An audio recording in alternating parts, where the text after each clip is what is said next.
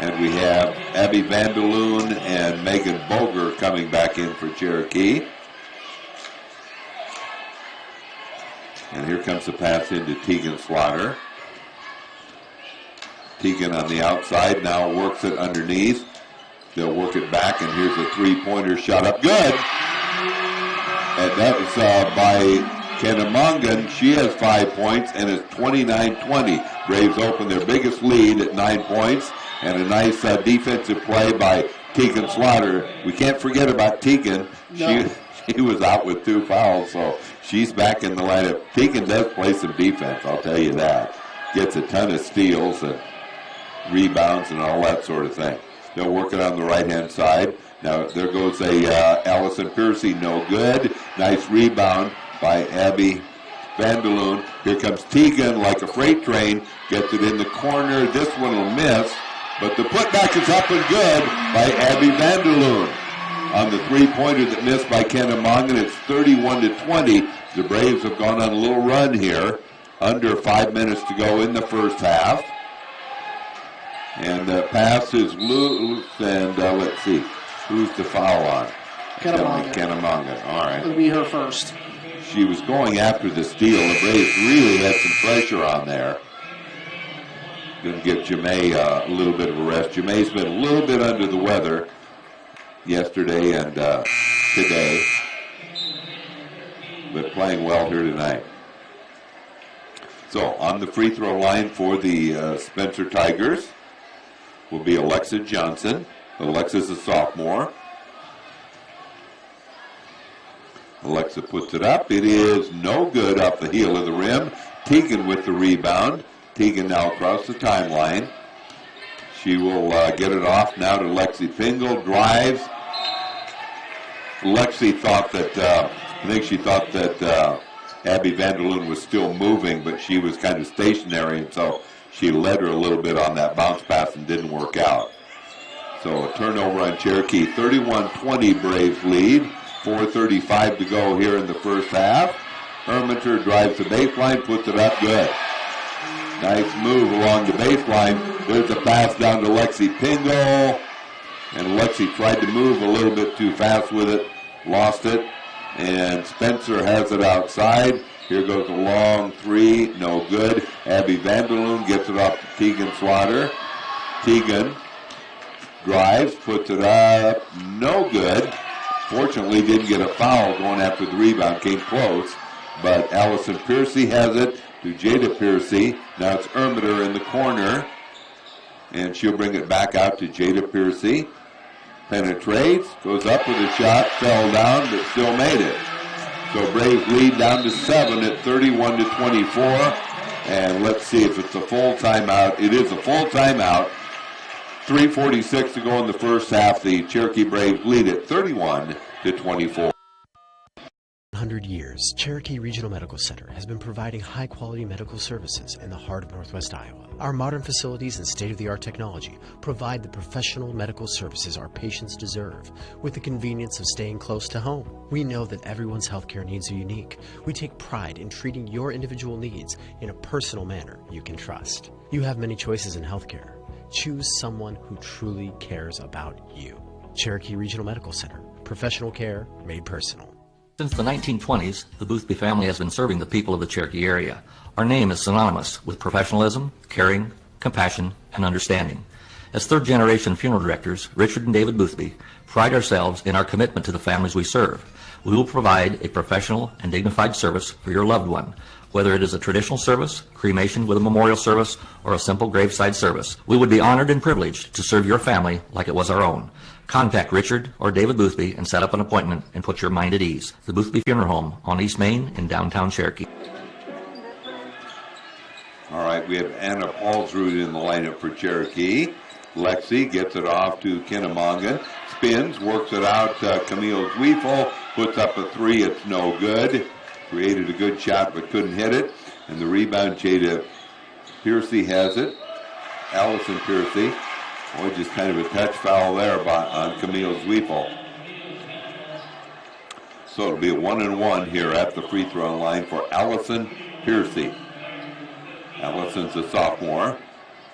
So the Braves had as much as a 9-point lead. It's now a 7-point lead. 3:23 to go here in the first half. Free throws up and good. So the Spencer team is much improved. Yes, they are. With a lot of young players. Next free throw is up and good. Hits both free throws. Are shooting free throws well. And it's now just a 5-point lead for Cherokee as Jemay ready to check in. And they'll work it on the right-hand side. Driving shot will be up, no good. Good rebound for Grace Anderson, and then we'll have a foul called, I believe. It's going to be on Allison Piercy, her first. On Piercy. So we had Grace Anderson with inside rebound position and kind of had that controlled and still kind of knocked out of her hands, and a foul called on Piercy. 1-and-1 for Grace Anderson. It's up and good. Knocks that one down, and it's now 32-26. Braves. Grace Anderson with 7 points. And she'll get one more. This one is up and also good. So the Braves with 2 free throws there, and they put their lead back up to 7, and Grace will come out. Jemay Nichols comes back in for the Braves. As Allison Piercy gets it in, gets a return pass. Now it's Jada Piercy. Handles the ball pretty well. Double teamed, and the ball stolen by Jemay. And the shot is up no good, but she'll get 2. That's going to be another foul on Piercy, I believe.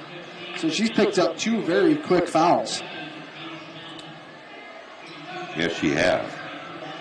Less than a minute apart. All right, 2 free throws for Jemay. Puts it up. This one is good. 34-26. Exactly 3 minutes to go here in the first half. Lakes Conference basketball here. The Braves girls will be playing at 2 o'clock tomorrow afternoon against a very good Bishop Garrigan, Algona Bishop Garrigan team. The boys play before that at 12:30 against Sioux City North. Next free throw also good, so Jemay with 8 points now. 35-26, back matching their biggest lead of 9. Cooper has the right-hand side, the three-pointer up, in and out, no good. Lost out of bounds, Cherokee's ball. So the ball will be played in by Jemay Nichols. Braves lead 35-26. And some good balanced scoring here tonight. As we have it off to Jemay. Jemay worked it in the corner. Here goes a 3, no good. And unfortunately, Abby Vanderloon could not corral the offensive rebound. So it's played in by the Spencer Tigers. Good pressure by Cherokee, but it doesn't bother Spencer as they have it outside. Head fake driving. We'll have a foul called apparently on Abby Vanderloon. So that'll put on the free throw line to shoot 2, Haley Behrens. Free throw is up. No good. It stays 35-26 Cherokee as we have Grace Anderson coming in. Abby Vanderloon, was that her second foul? Yes. Might be watching, make sure she doesn't get any more fouls. There we go with Jemay has the ball. Works it off, throws it away. As she had 2 or 3 players on her and just kind of threw it off to the left and no one was ready for it. All right, the Braves with some pressure on, leading by 9. 2:19 to go here in the first half. Ball is stolen. Here's Kennemongan. Stops, puts it up, no good. Gets it back, puts it up, good. She stayed right with it. It was a good head fake at the first time. Got the shot off, but it was missed, and then she stayed right with it, put it up, and Kenna now with 7 points.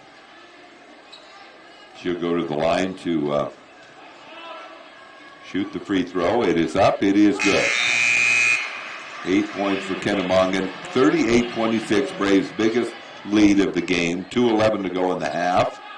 I like this board right now. You have 8 points for Jemay, 8 for Kennemongan, and 8 for Grace Anderson. So exactly. Very balanced. All right, so Jada Piercy works it on the left-hand side to Behrens. Now they'll work it intercepted as Kennemongan. Traveled. She had to get rid of it, and passing lane closed up, so she was forced to take a little hop step. All right, so the ball to be played in as Lexi Pingle's back in the lineup. And also Anna Paulsrud comes in for Jemay. I know they're probably keeping an eye on Jemay as far as a little bit, as I mentioned, a little bit under the weather here. Give her a little rest. 38-26 Cherokee. They play the ball outside on the perimeter and a travel. Good defense by Megan Boger. Forced that turnover. And Anna Paulsrud will play the ball in for the Braves. Gets it into Tegan Slaughter. 1:47 to go in the first half. Braves lead it by a dozen. As Tegan Slaughter now drives toward the basket. Brings it back out. Goes cross court. Tipped out of bounds. Afraid it was going to get intercepted on that skip pass, but just knocked out of bounds. This Spencer team is certainly improved from what we saw the last couple of years from them. As we have a drive, and it'll be Megan Boger for three. Good! Megan Boger knocks down a three, and it's 41-26 Cherokee. Braves with some pressure on. They'll work it in the corner. Hermiter brings it back outside. Behrens has it. Now with the basketball, they have it outside to Hermiter. Hermiter works it in the corner. On the baseline, shot up and good. Got the roll that time that was put up and good by Piercy. And it'll be a travel on Megan Boger. 41-28 Cherokee. Let's see how the Braves close out the half. 51 seconds to go. So the Braves, 41 points here in the first half, lead it by 13. And the ball to be played in by Behrens. She gets into Jada Piercy. Piercy with the right-hand dribble, now goes cross court. Hermiter puts it up, no good off the front of the rim. Rebound is taken off by Grace Anderson. Now the outlet. Oh, nice teamwork that time. Beautiful passing. Megan Boger hit Anna Paulsrud for the bucket, and it's 43-28 in favor of Cherokee with 26 seconds to go. Jada Piercy drives. Hate to see those fouls because well, now it'll be two. It'll be the bonus. So Jada Piercy on the line. 43-28 Cherokee. Free throws up and good. Hit the front of the rim and fell in. Piercy now with 8 points. And she gets one more. It is up. It is good. 43-30 is the score. See if the Braves are going to play for one shot or exactly what they'll do. Kennemongan has it. Outside to Anna Paulsrud. Puts it up. No good. Tipped around. And it'll be Spencer with the ball with 8 seconds to go. Hermiter has it. Hermiter works it on the right-hand side. Long shot is put up. No good. That'll end the first half with the Cherokee Braves leading by a score of 43-30. Good crowd on hand here at Cherokee Washington High School as we're at halftime again. A 13-point lead for Cherokee. We have been serving the financial needs of this area for a long time. Many of today's customers are the great-grandchildren of yesterday's.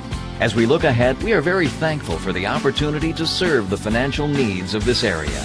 Cherokee State Bank, member FDIC, a tradition of community banking. It's a tradition, that's just our way. Cherokee State Bank, celebrating 125 years of serving you. Our goal is to get real estate results at Rasmus Realty in Cherokee. From the moment you decide to sell or buy, we are here for you. Get results with Rasmus Realty. We market your home to ensure buyers can find you. Get results with Rasmus Realty. And with your busy lifestyle, we schedule appointments on your time. Get results with Rasmus Realty. Our goal is simple, to get results. Real estate results at Rasmus Realty in Cherokee. support these businesses to support the Cherokee Braves. Costly dental coverage and paying out of pocket are a thing of the past. At Ryder Family Dentistry, we now offer dental membership plans starting at just $14 a month for children. With this, you receive cleanings, exams, and routine x-rays plus discounts if procedures are needed. Don't pay a dime out of pocket for preventative care. We've got you covered with dental membership plans at Ryder Family Dentistry in Cherokee, your whole health family dental practice. Here for you so you can be you at Kiva Boutique in downtown Cherokee. Before the weekend hits, hit Kiva Boutique in downtown Cherokee. A night out with the girls, a formal event with friends, a family function, or a working weekend. For each of your life's occasions, there is an outfit for you at Kiva Boutique. Style, selection, and service. Here for you so you can be you at Kiva Boutique in downtown Cherokee. Estimate, call 225-2840. That's 225-2840. Woodall Electric, not the biggest, just the best. All right, we are back here.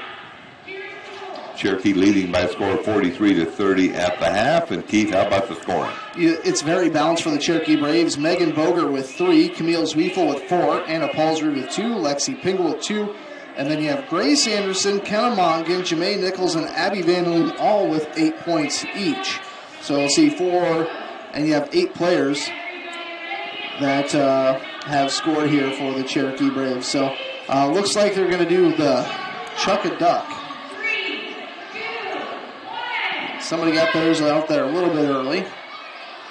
Oh, nobody's hit. Oh, we've got one in that right hula hoop, couple in that right hula hoop. Ooh. I'm rolling right through it. It's always kind of, looks like there's 3 in that right hula hoop. Almost a 4th. Wow, one rolled right out there. The left hula hoop. This one has nothing. Nothing in it. The one on the right side, I think, has 3 or possibly 4. For Spencer, Jada Piercy leading the way with 9 points. Alexa Johnson with 1. Allison Piercy with 7. Peyton Cooper with 4. Olivia Ermeyer with 7.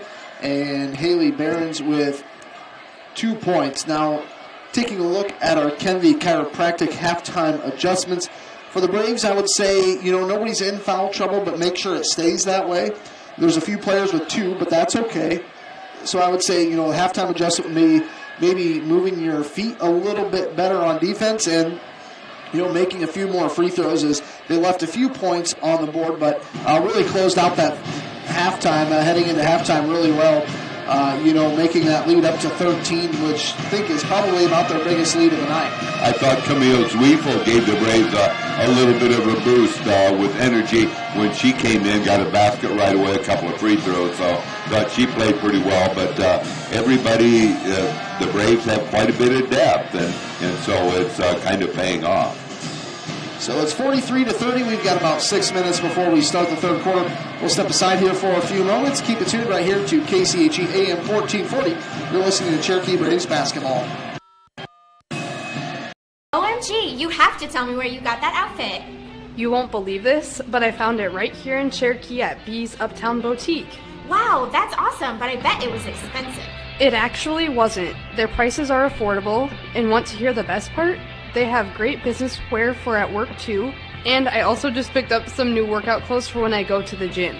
Wow, sounds like I need to head to B's Uptown Boutique. It really is where comfort and fashion come together. Thank you for that. Can we build for you? At Holstein Fabrication, we have state-of-the-art equipment and world-class Midwestern work ethic to design, fabricate, and produce metal parts, weld metals, and produce products in a timely manner. We specialize in laser cutting stainless steel sheet, plate, and now with a 3-dimensional laser table, we can work with square and round tube, punch holes, and bend with extreme accuracy. What can we build for you? Visit us today and let's find out at Holstein Manufacturing, a division of Holstein Fabrication. With fall comes the start of football, volleyball, and cross country. Hi, I'm Dr. Kayla Ludvigson, and with a Bachelor's of Science degree from the University of Iowa in athletic training, I especially love to treat and help prevent sports-related injuries. Adjustments help your body function at its best. This means recovery from long practices, hard hits on a Friday night, or sore shoulders from swinging hard, or ankles and knees from running those extra miles can all be dealt with easier by your body. Kinesiotaping is also available. Come see me, Dr. Kayla Ludvigson, at Ludvigson Chiropractic, 225-6198. For relief from sports-related injuries. Since 1953. Thank you to these and all the sportscasters for their support. Sioux Valley Family Health will provide quality health care from newborn babies to grandparents. Our vision is to improve the health of our community by improving the health of the families who live here. It is our priority to treat each patient as if they are our own family when you enter our clinic doors, as if you are entering our home. I'm Dr. Chris Vanderloon, and I have loved taking care of people in this community for 15 years and look forward to doing so again in this family-centered environment.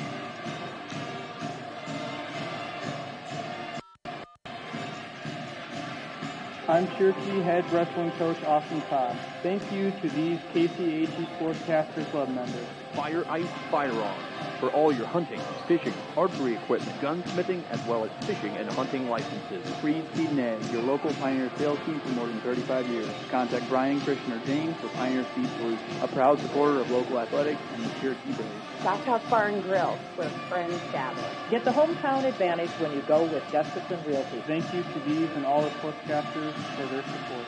I'm Lily Anderson, one of the $500 KCAG Sportscasters Club scholarship winners. Thank you to all the businesses who make this possible each year, including Burkhart and Dawson Certified Public Accountants, your full-service tax accounting and financial professionals in Cherokee. Stop by their office located at 793 North 2nd Street in Cherokee or call 225-5755. Because of the KCAG Sportscaster Club members, I was able to receive a $500 scholarship last year. I'm Lily Anderson, encouraging you to support these businesses who support the Cherokee Braves. KCHE AM 1440. We are at halftime, 43-30, and kind of the story here at halftime for the Cherokee Braves is very balanced scoring as Abby Vanderloon, Jamae Nichols, Kenna Mongan, and Grace Anderson all have 8 points. John, overall for the Braves, a good start to the game here, up by 13 against a much improved Spencer team. That's right. I thought the first 3 minutes or so, the Braves weren't quite in sync, but then played pretty well. And as I mentioned, this Spencer team, as the season goes on, is going to get better and better. A very young team. We mentioned they start Jada Piercy's a freshman. They have the one senior, Mackenzie Bruning, Alexa Johnson, a sophomore, Allison Piercy, a sophomore, Olivia Hermiter, junior, but a couple other sophomores. Haley Barron's also in there for the Spencer Tigers. So very young and very aggressive.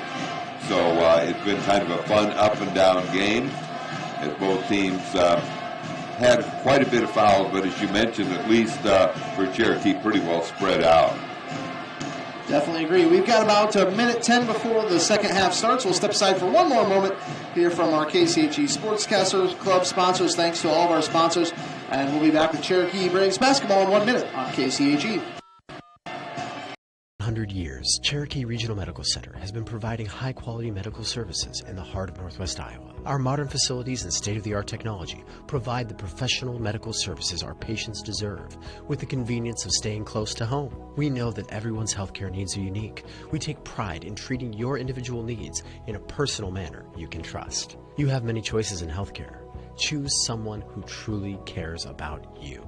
Cherokee Regional Medical Center. Professional care made personal. Since the 1920s, the Boothby family has been serving the people of the Cherokee area. Our name is synonymous with professionalism, caring, compassion, and understanding. As third-generation funeral directors, Richard and David Boothby pride ourselves in our commitment to the families we serve. We will provide a professional and dignified service for your loved one, whether it is a traditional service, cremation with a memorial service, or a simple graveside service. We would be honored and privileged to serve your family like it was our own. Contact Richard or David Boothby and set up an appointment and put your mind at ease. The Boothby Funeral Home on East Main in downtown Cherokee. All right, set to go with half number 2. John O'Connor along with Keith Crane here. Cherokee Braves will play the ball in. Jamae Nichols will play the ball in on the far side, right at midcourt. And more than likely throw the ball into Tegan Slaughter without any pressure, and that's what they do. Tegan has the ball at the point on the right-hand side, goes cross-court to Lexi Pingle, puts up a three, it's no good, and the rebound is hauled off now by the Spencer Tigers. They like to run, but they travel on that one, as the travel that time was on Jada Piercy, the freshman. And that turnover was caused just by Lexi Pingle being there defensively. All right, the ball played in by Jemay. Has it off to Tegan. Back it goes to Jemay. Works to the right. Now gets it in the middle. Driving shot will be up and good. What are they saying? The basket count? I believe so, yes. It does count. All right, nice move. She banked it off the glass. 4 points for Lexi. Guessing Lexi may have got a little bit of a talking to at halftime, coming out and playing a little bit more aggressive here in the third quarter. Misses the free throw, and the rebound is hauled off by the Spencer Tigers. As we have the ball thrown around the perimeter, Behrens has it. Bruning double teamed as Lexi Pingle tried to steal it, then decided to stay away, so she didn't pick up a foul. There goes Jada Piercy, hits a three, and it's 45-33 Cherokee. As Tegan Slaughter moves to the right, gets it off now to Kenna. Now they try to go inside, knocked out of bounds, as it was a nice idea there by Grace Anderson to throw it underneath the Kenna cutting, but it was tipped out of bounds. So the ball will be played in. They get it in, all of a sudden an easy basket for Grace Anderson. And Grace is in double figures with 10. Ball tipped loose. And it'll be Allison Piercy. Ball stolen, and the stolen and gave it down to.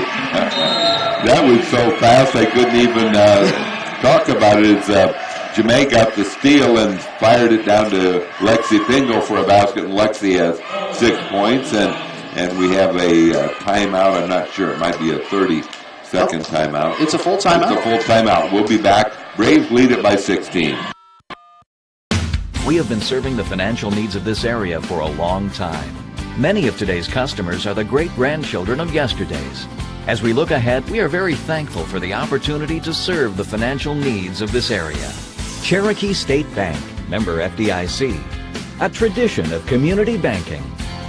It's a tradition that's just our way. Cherokee State Bank, celebrating 125 years of serving you. Our goal is to get real estate results at Rasmus Realty in Cherokee. From the moment you decide to sell or buy, we are here for you. Get results with Rasmus Realty. We market your home to ensure buyers can find you. Get results with Rasmus Realty. And with your busy lifestyle, we schedule appointments on your time. Get results with Rasmus Realty. Our goal is simple, to get results.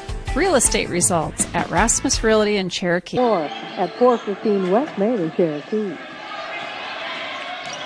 Cherokee playing defensively here as Spencer Tigers get across the line. Now they'll have it off. Jada Piercy drives, puts it up. It's no good. Tipped around. Megan Boger has the rebound. Gets it off now to Tegan Slaughter. Tegan goes all the way. Shot up good. Nice drive to the basket for Tegan Slaughter. Her first bucket. Her first basket tonight. She's played well in other areas. Now they'll throw the ball away. Good pressure by Cherokee. So the Braves off to a good start as they lead it by 18 at 51-33. 6:12 to go here in the opening, or I should say the third quarter. And it'll be outside around the perimeter. Megan Boger gets it back, and look at that three. No good from a long range by Tegan Slaughter. And it's 51-33 after the rebound by the Spencer Tigers. Allison Piercy works the right-hand side. They'll go inside, and we've got a push. I think this will be maybe on Abby Vanderloon. Yes. Yes. It'll be her third. And Jemay and Camille come back into Cherokee. So the Braves defensively here as Spencer plays it in beneath their own basket. They'll bring it outside. Long-range three by Allison Piercy is no good. Outlet pass goes to Camille Zwiefel. Underneath it goes. Nice move as Grace Anderson could not hit it. Rebound goes to Jada Piercy. She's double teamed. Nice interception. Look at that pass from, there was a pass from Jemay down to Tegan. You can tell they played together for years. And that was about three-quarter court finish, baseball pass. That's right. And Tegan couldn't finish, but she'll go to the line to shoot too.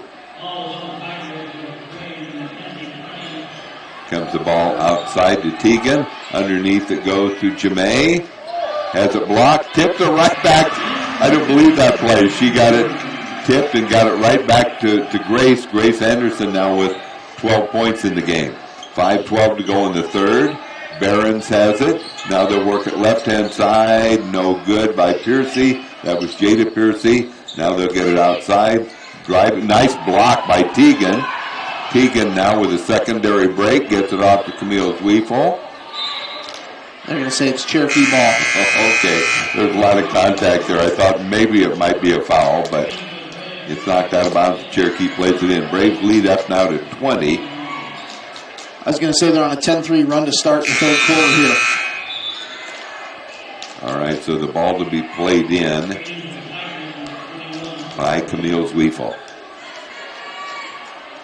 So the Braves lead at 53-33. They'll bring it outside. Kennemongan fires for three. Knocked down a three. She has 11 points, and it's 56-33. Good pressure in the backcourt by Cherokee. See if they can cause a travel. No, Spencer gets it across, and that's Jada Piercy, and she'll be fouled. 3 on Camille. All right, Camille picks up her third.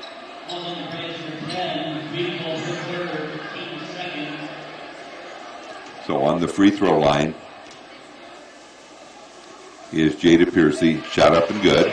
56-34 Cherokee. 4:36 to go in the third. Of course, should see a real good Braves boys game coming up next. Should be a good one. And that one's up and good. Our boys have played very well here Been playing very well. They've been really playing well at home. So that free throw is also up and good by Piercy. And Jemay will play it in, get it in to Kennemongan. Back it goes. Too bad that was tipped because that was a pass from Jemay, and all alone underneath was Grace Anderson, but it was tipped out of bounds. So the ball to be played in. Smart by Grace. She had a chance to go after it, but just let it out. Right. Out here, Camille Zwiefel fires a three. Good. She was wide open. She was wide open and knocked down a three, and it's 59-35 Cherokee. So the Braves a couple of three-pointers here in the last minute and a half. Ball stolen, and Jemay had it, and then she was fouled, but of course it's not a shooting foul, so Braves have the ball and will play it in.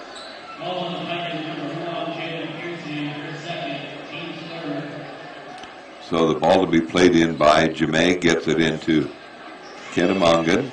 Kenna works the right-hand side to Camille Zwiefel. Ball tipped out of bounds, should belong to the Braves. And Molly Pitts in the game for the Braves. And on the far side, it'll be played in by Jemay Nickel. Jemay gets it outside to Grace Anderson. Now cutting, the shot is up, no good. Rebound is put up good as Jemay missed the first one. Got the rebound and put it up, and Jemay now in double figures with 10. And the Braves causing a turnover here. Braves have opened it up. They lead 61-35. If I'm Coach Slaughter, I definitely want to keep my foot on the gas for the rest of this third quarter, see what you can build that lead up to, and then at some point you got to be thinking, hey, we play a game in less than 24 hours. We need to get a little extra rest. Kennemongan and in the corner, shot is put up no good by Tegan. They'll bring it back outside to Camille. Driving to the right, the shot is put up and good. Good job by Jemay. Boy, that is just hard to stop for opponents. She has 12 points, and it's 63-35, and Spencer beats the Braves down, but missed the shot. And she stepped right on her. Grace didn't know exactly where she was. She had a nice rebound, though. Grace was kind of in no man's land. Grace has played a really good game with 12 points. I believe that's probably a season high for Grace. She's had a couple of 13s, I think. But she's right at it, yeah. All around good game so far. And they'll bring it outside. And I think a foul on Kennemongan. That'll be just her second. So the Braves here tonight, we talked about this earlier, kind of spreading out their fouls. And Jenna Jennis in the lineup for Cherokee along with Anna Paulsrud and Molly Pitts. So you've got 3 sophomores, a junior, and a freshman for Cherokee. And I think Bruning will be fouled. And Lexi ready to come back in for the Braves.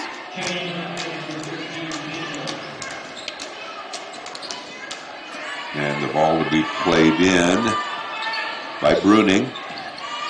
Brings it outside. Hermiter has it. Being guarded by Anna Paulsrud. Dribbles to the right. Brings it back outside. Driving to the right is Behrens. Now they have it back out. It goes to Piercy. That's Ellison. And she gets it off. On the right-hand side, Ermiter. Shot is put up no good.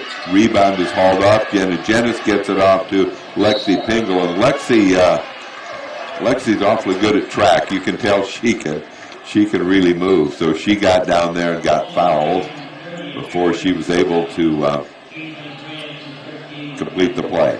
So she's on the line to shoot 2. 63-35 Cherokee. She's a 60% free throw shooter. Puts that one in. So she now has 7 points. And she'll get one more. Free throw is up and in and out, no good.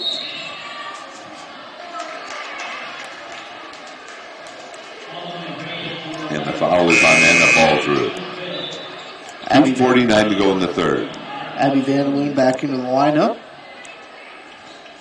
All right, the ball played in. Cherokee still with pressure on. Bruning worked the right-hand side. It's Molly Pitts went for the steal. Now it'll be Ermiter, has the ball stolen. Ball on the floor. They'll work the left-hand side. Bring it back out around the perimeter. Shot is put up and good by Ermiter. Nails the 3. She's a pretty good shooter. As they have the ball off, Jenna Jennis gets it off right-hand side. The three-pointers put up and good by Lexi Pingle. Lexi now double figures with 10. She's had a big third quarter. 67-38 is the score. 2:11 to go. Cross court, they go to Ermiter. Ermiter brings it back.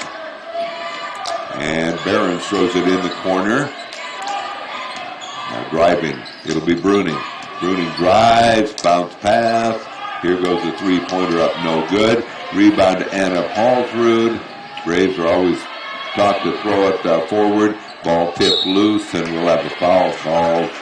Maybe on Jenna Jennis, yes. 67-38, 1:46 to go here in the third. John, the Braves have played a pretty good third quarter. They played a real good third quarter, come out and pretty much put the game away. As Camille Zwiefel checks in at the bench, will come in soon. As they'll have it, Ermiter will bring it back out front. Good defense by Anna Paulsrud. Now they'll bring it back to Jada Piercy. Drive. She likes that drive. And knocked out by Cherokee after she missed the shot. So Lexi will take a break. And the ball is played in. Outside, it'll be Piercy. That'll be an over and back. I don't think Cherokee touched it. One over and back, and Cherokee will get the ball over on the far side. Anna Paulsrud will play it in for the Braves. Gets it into Molly Pitts. Molly works it now in the corner. Jenna Jennis gets it, and shot will go up and no good. That time by Abby Vanderloon. It was blocked out of play. So the Braves will play it in with Molly Pitts playing it in for the Braves beneath their own basket. And we have coming back into the lineup Alexa Johnson. And they get it into Anna Paulsrud. There's nowhere to go with it. She throws it away. She tried to hit Molly Pitt, but the pass was a little high. It was a good idea. Good idea, because there was just nothing there. Anna looked up and, I've got two people guarding me that are much taller than me. Caden Waldner in for Cherokee. All right, Caden Waldner in the ball game at 1:05 to go here in the third. And let's see, the ball loose. And Anna Paulsrud on the floor. That should be a jump ball. It's going to stay with Spencer. All right, so the ball to be played in by Bruning. That would be Mackenzie Bruning, a senior. Hasn't scored here tonight. She will play it in. Gets it into Jada Piercy. Piercy back to Bruning. Bruning gets it on the right-hand side, brings it out. Head fake. Now it'll be Bruning spotting for three. No good off the front of the rim. She gets it and did a good job. Knocked it off the leg of either Anna Paulsrud or Jenna Jennis. I couldn't tell. They're both pretty compacted over there. Yes, it was. So the ball will be played in by Bruning to Piercy. Piercy back to Bruning on the baseline. Has it here in the corner. Three-pointers put up and good from the left baseline by Alexa Johnson. And it's 67-41. And there's a shot by Caden Waldner. No good. Offensive rebound. Now they get it back. And the ball stripped loose as Camille tried to hit the layup. They bring it down and the shot is put up and good. The finish there for the Spencer Tigers. That time by Piercy.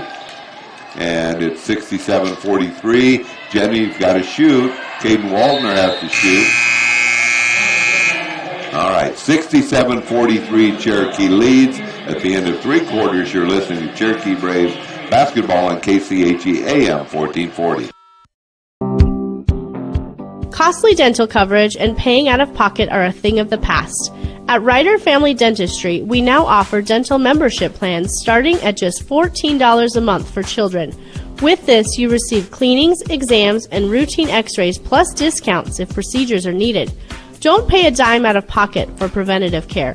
We've got you covered with dental membership plans at Ryder Family Dentistry in Cherokee, your whole health family dental practice. Here for you so you can be you at Kiva Boutique in downtown Cherokee. Before the weekend hits, hit Kiva Boutique in downtown Cherokee. A night out with the girls, a formal event with friends, a family function, or a working weekend. For each of your life's occasions, there's an outfit for you at Kiva Boutique. Style, selection, and service. Here for you so you can be you at Kiva Boutique in downtown Cherokee. Big money on all of your home improvement needs at Menards. Save big money at Menards. Ball to be played in by Grace Anderson. Gets it into Teagan. Back to Grace. Around on the left-hand side to Lexi Fingal. Now it's Teagan. And I'm not sure who the foul is called. It's called on the Spencer Tigers. Away from the ball, and that'll be foul number 3 on Alexa Johnson. As they have it cutting in toward the bucket, it's Jamae Nichols, and Jamae will go to the free throw line to shoot a couple.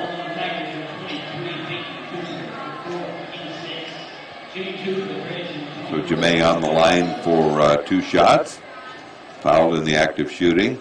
Free throws up, and no good. That wasn't anywhere close. She will get one more.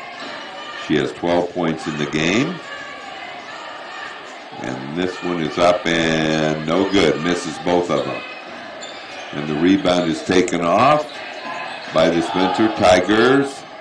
Braves with pressure on.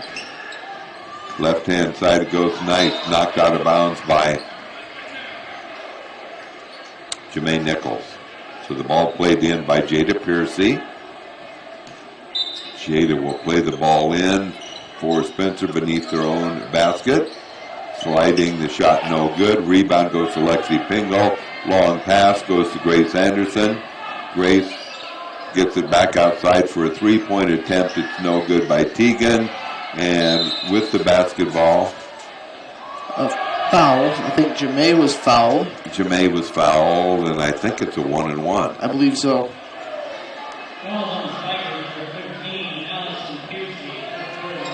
Jamae with 12 points here. 7:23 to go in the game. 67-43 Cherokee. Jamae eyes the basket, puts it up. It is no good again. And the rebound is taken off by Bruning. And ball almost intercepted by Kennemongan. Left-hand side is Piercy. Jada Piercy is fouled by Tegan Slaughter.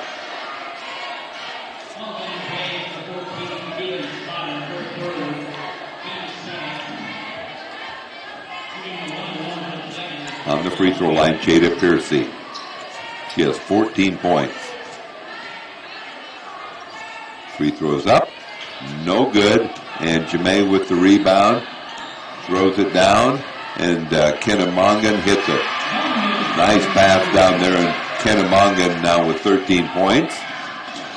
And ball kicked out of bounds.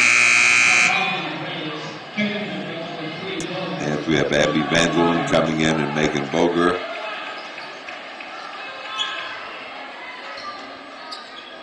And the ball is played in. Driving on the left-hand side, they have Bruning. Bruning goes on the left-hand side. Left baseline shot is put up and good by Peyton Cooper. Cooper with 6 points. And let's see, we'll have a foul called and should have Tegan Slaughter going to the free throw line. Tegan's had kind of a slow offensive night, but she's done a lot of other really good things. So Tegan at the line, puts it up, and no good. And Megan Boger commits a foul. Free throw shooting, particularly in the second half, hasn't been good. 6:40 to go in the ball game. 69-45 in favor of Cherokee. Free throw is put up and good by Allison Piercy. Now with 8 points. 5 of her 8 points have come from the free throw line. And the next one up, also good. 69-47 Cherokee. 6:38 to go. Good dribbling by Tegan Slaughter. Goes cross court, bad pass, and the interception. We will have a walk.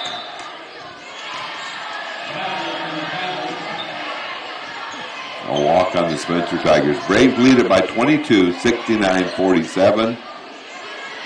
Ball to be played in by Grace Anderson.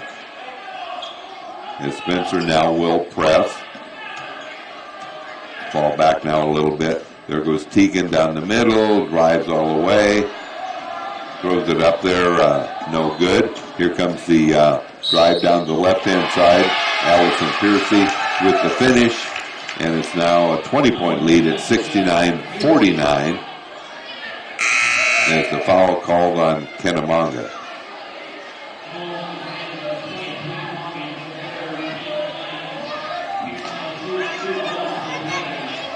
So on the free throw line, trying to complete the three-point play. It is up and good by Allison Piercy. Now in double figures with 12 points. And left-hand side it goes to Grace Anderson.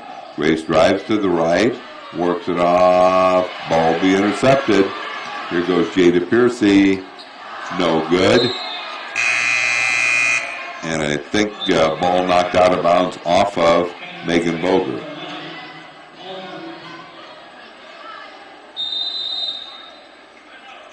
Looks like a timeout on the floor. It's a 30-second timeout. So 5. OMG, you have to tell me where you got that outfit. You won't believe this, but I found it right here in Cherokee at B's Uptown Boutique. Wow, that's awesome, but I bet it was expensive. It actually wasn't. Their prices are affordable, and want to hear the best part? They have great business wear for at work too, and I also just picked up some new workout clothes for when I go to the gym. Wow, sounds like I need to head to B's Uptown Boutique. It really is where comfort and fashion come together. Both being in the Lakes Conference have a little bit of a rivalry, but hopefully the Braves can, like you said, kind of put this one away here, go on a little bit of run, and get a few players an extra few minutes of rest before tomorrow's tough matchup against Bishop Garrigan. All right, so the ball will be played in by the Spencer Tigers. Jada Piercy to play it in. 19-point lead for Cherokee at 69-50. They'll bring it back outside with the ball. Driving will be Piercy. Ball is taken by Camille Zwiefel. Now it's off to Megan Boger. Left-hand dribble. And they'll work it off to Lexi Pingle. Misses the three-pointer. But the offensive rebound goes to Camille Zwiefel. And Lexi Pingle is now off. And Anna Paulsrud drives. Throws it away. Bounce pass intercepted. And somehow Spencer saved that. That was amazing. Didn't look like they were going to be able to do that. Cooper with a basket. Here goes Camille Zwiefel. She'll go to the line. Yeah, Cooper with 8 points now. But it looked like it was right in front of us, and it looked like no one could catch up to that ball, but they got it back in and got the layup. 69-52. Cherokee on top. Camille Zwiefel with a free throw up, in and out, no good. The Braves have missed 4 or 5 in a row. So 69-52. Camille Zwiefel puts it up, and it is good. Nice form on that one. 70-52 Cherokee. Braves score points in spurts. Haven't scored in the last 2 or 3 minutes. And they'll have the pass on the left-hand side to Cooper. Driving. Shot will be no good, but shooting 2 will be Peyton Cooper. Peyton Cooper is a junior. Plays very aggressive. Foul's going to be number 4 on Camille. First free throw is up and good. 70-53. They've shot free throws a lot better than Cherokee, that's for sure. One more free throw attempt for Cooper. And it is up and good. Hits both of them. 70-54. They're 13 out of 15. So that's an understatement to say that they've shot the free throws better.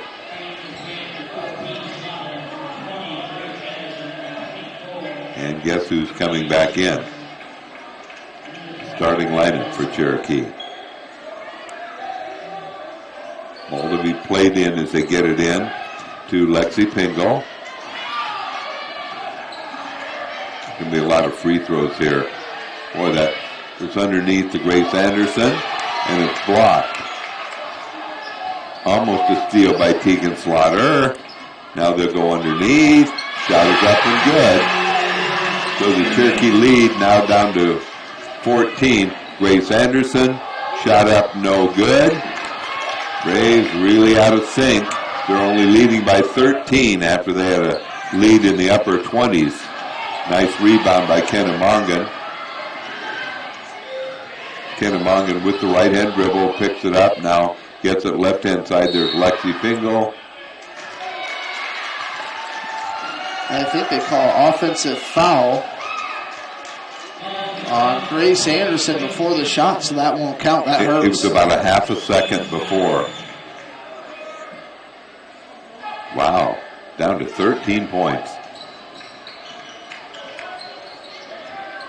And Cooper has it off to Piercy. Ball stolen now and stolen back. Spencer has it. No good. Rebound, and there we go with 2 more free throws. Foul called on Jermaine Nichols. If I'm Coach Slaughter, I'd maybe call a timeout. Thing is, you're not Coach Slaughter. Free throws up and good.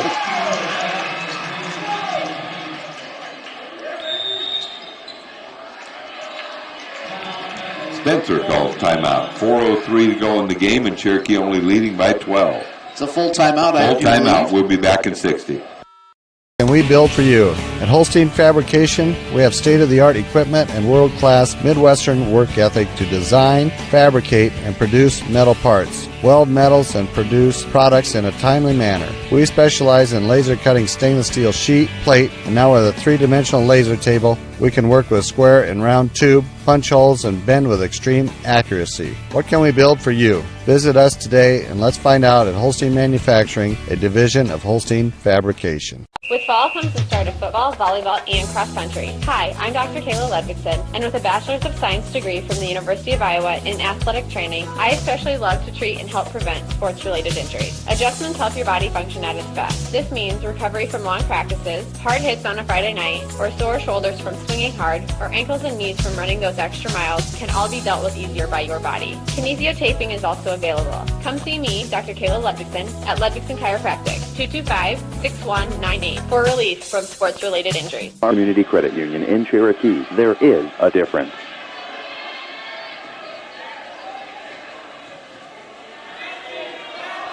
Free throws put up and good. Not sure how that one fell down. 70-59. Braves only lead by 11. Driving shot will be put up and no good by Teagan. She'll shoot 2 shots, fouled in the act of shooting. Braves have to manufacture some points here. 70-59, Cherokee leading it. Free throws up and no good, not even close. Boy, this free throw shooting is really going to catch up with the Braves sometime. Next one is up, no good. I think it's 6 or 7 in a row they've missed.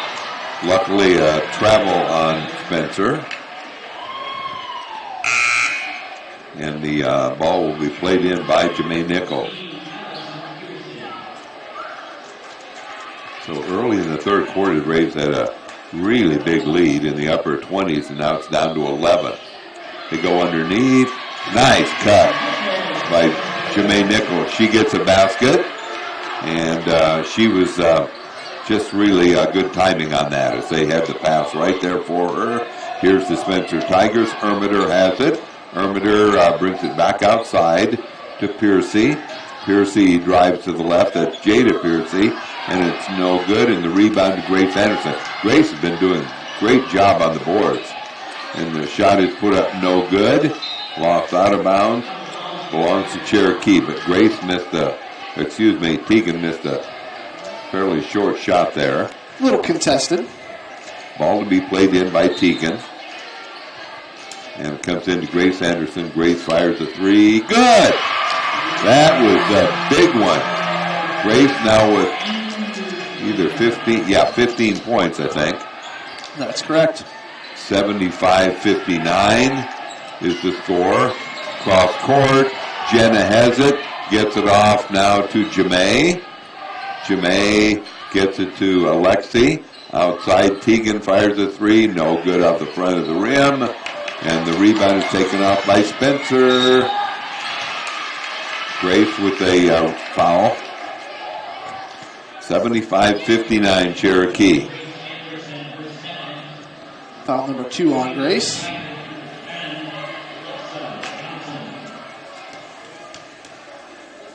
All right. So free throws up and no good.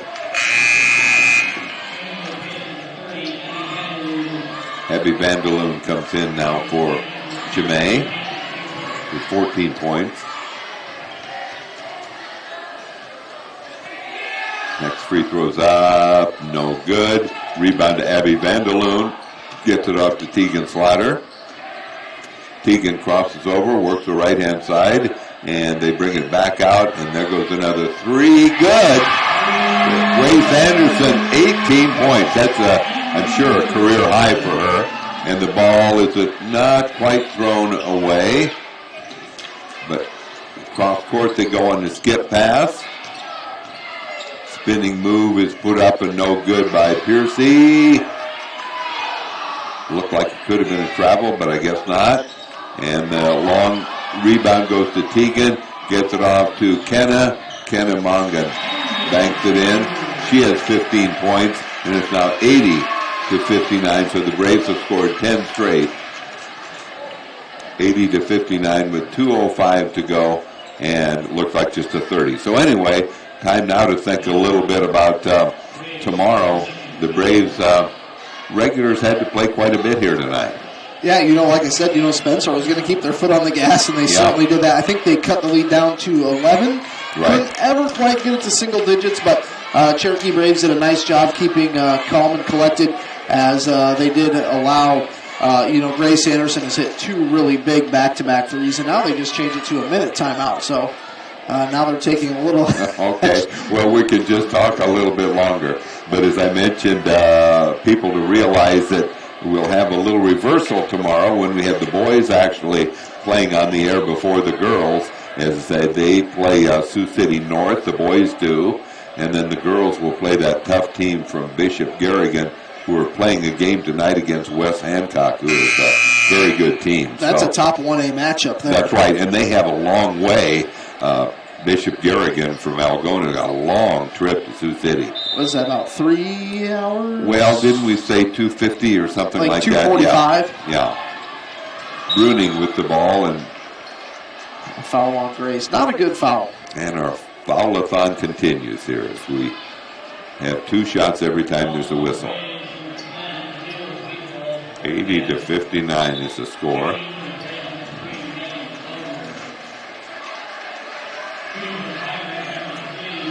So on the court for Cherokee, Grace Anderson, Abby Vandeloon, Molly Pitts, Lexi Pingle, and Megan Boger.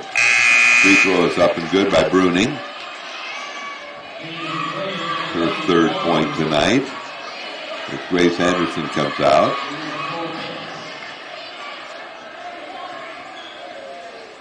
And the next free throw is up and good. Throw it into Lexi Pingle. Has the ball stolen, so an easy basket for Bruning. And it's now 80 to 63. Spinning with the ball, it's Lexi Pingle. Works it left-hand side to Megan Boger. Gets it into Abby Vandeloon. Shot no good from the inside. Outside, Megan Boger drives. Gets it to Molly Pitts. Molly gets it out to Lexi. Fired. Boy, that looked right at it. And Lexi hit, and she's got 13 points up. Just about to her average. Ball intercepted by Megan Boger. Megan works the right-hand side, and here goes Lexi. Says, why not hit my average? She hit 2 threes in the shortest period of time, and it's now 86 to 62. And 100 years, Cherokee Regional Medical Center has been providing high-quality medical services in the heart of Northwest Iowa. Our modern facilities and state-of-the-art technology provide the professional medical services our patients deserve with the convenience of staying close to home. We know that everyone's healthcare needs are unique. We take pride in treating your individual needs in a personal manner you can trust. You have many choices in healthcare. Choose someone who truly cares about you. Cherokee Regional Medical Center. Professional care made personal. Since the 1920s, the Boothby family has been serving the people of the Cherokee area. Our name is synonymous with professionalism, caring, compassion, and understanding. As third-generation funeral directors, Richard and David Boothby pride ourselves in our commitment to the families we serve. We will provide a professional and dignified service for your loved one, whether it is a traditional service, cremation with a memorial service, or a simple graveside service. We would be honored and privileged to serve your family like it was our own. Contact Richard or David Boothby and set up an appointment and put your mind at ease. The Boothby Funeral Home on East Main in downtown Cherokee. Construction. Rob Canigator. RJ Thomas Manufacturing and Pilot Rock Signs are proud of all area students and all you do. All right, back to action. Jenna Jennis with a rebound, and she'll work it off to Abby Vandeloon. Drives to the bucket, no good. Rebound is taken off by the Spencer Tigers. 86-62 Cherokee in the lead. And on the outside, Cooper has it. Now the ball is stolen by Molly Pitts. She'll be fouled and shoot 2.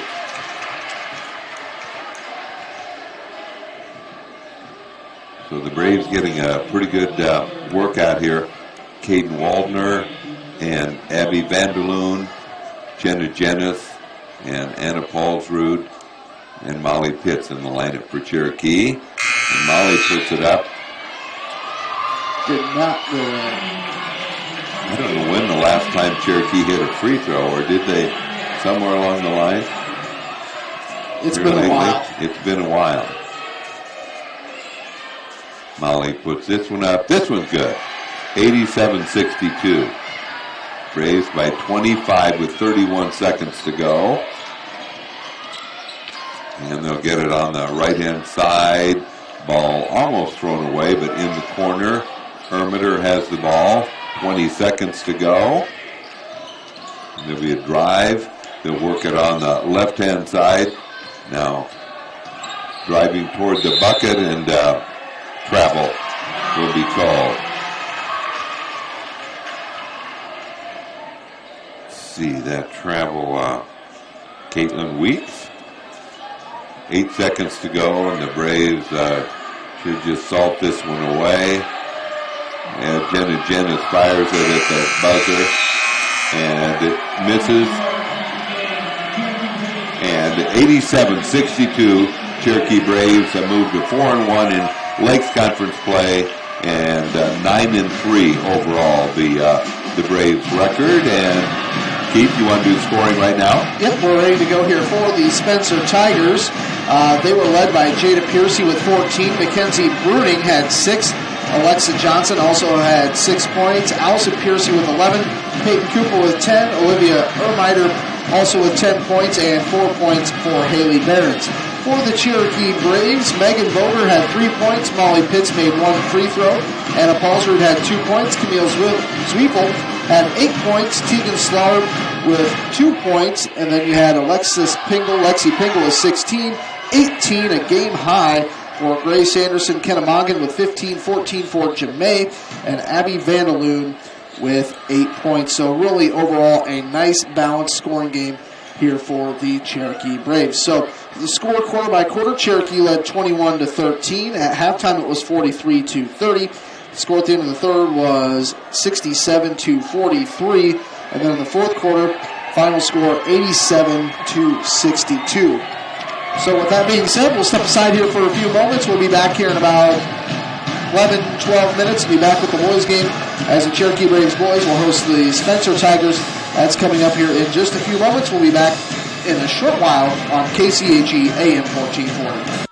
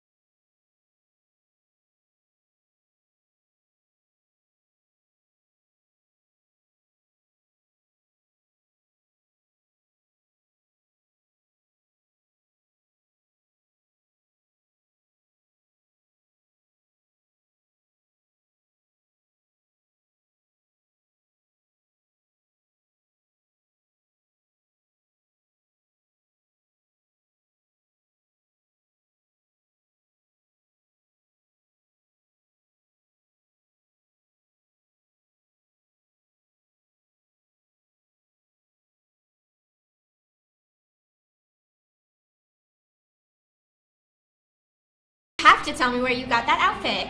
You won't believe this, but I found it right here in Cherokee at B's Uptown Boutique. Wow, that's awesome, but I bet it was expensive.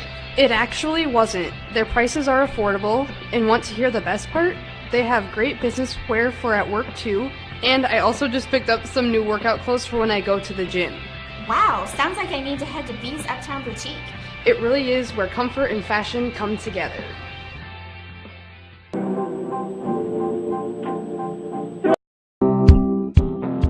Costly dental coverage and paying out of pocket are a thing of the past. At Ryder Family Dentistry, we now offer dental membership plans starting at just $14 a month for children. With this, you receive cleanings, exams, and routine x-rays plus discounts if procedures are needed. Don't pay a dime out of pocket for preventative care. We've got you covered with dental membership plans at Ryder Family Dentistry in Cherokee, your whole health family dental practice. Here for you so you can be you at Kiva Boutique in downtown Cherokee. Before the weekend hits, hit Kiva Boutique in downtown Cherokee.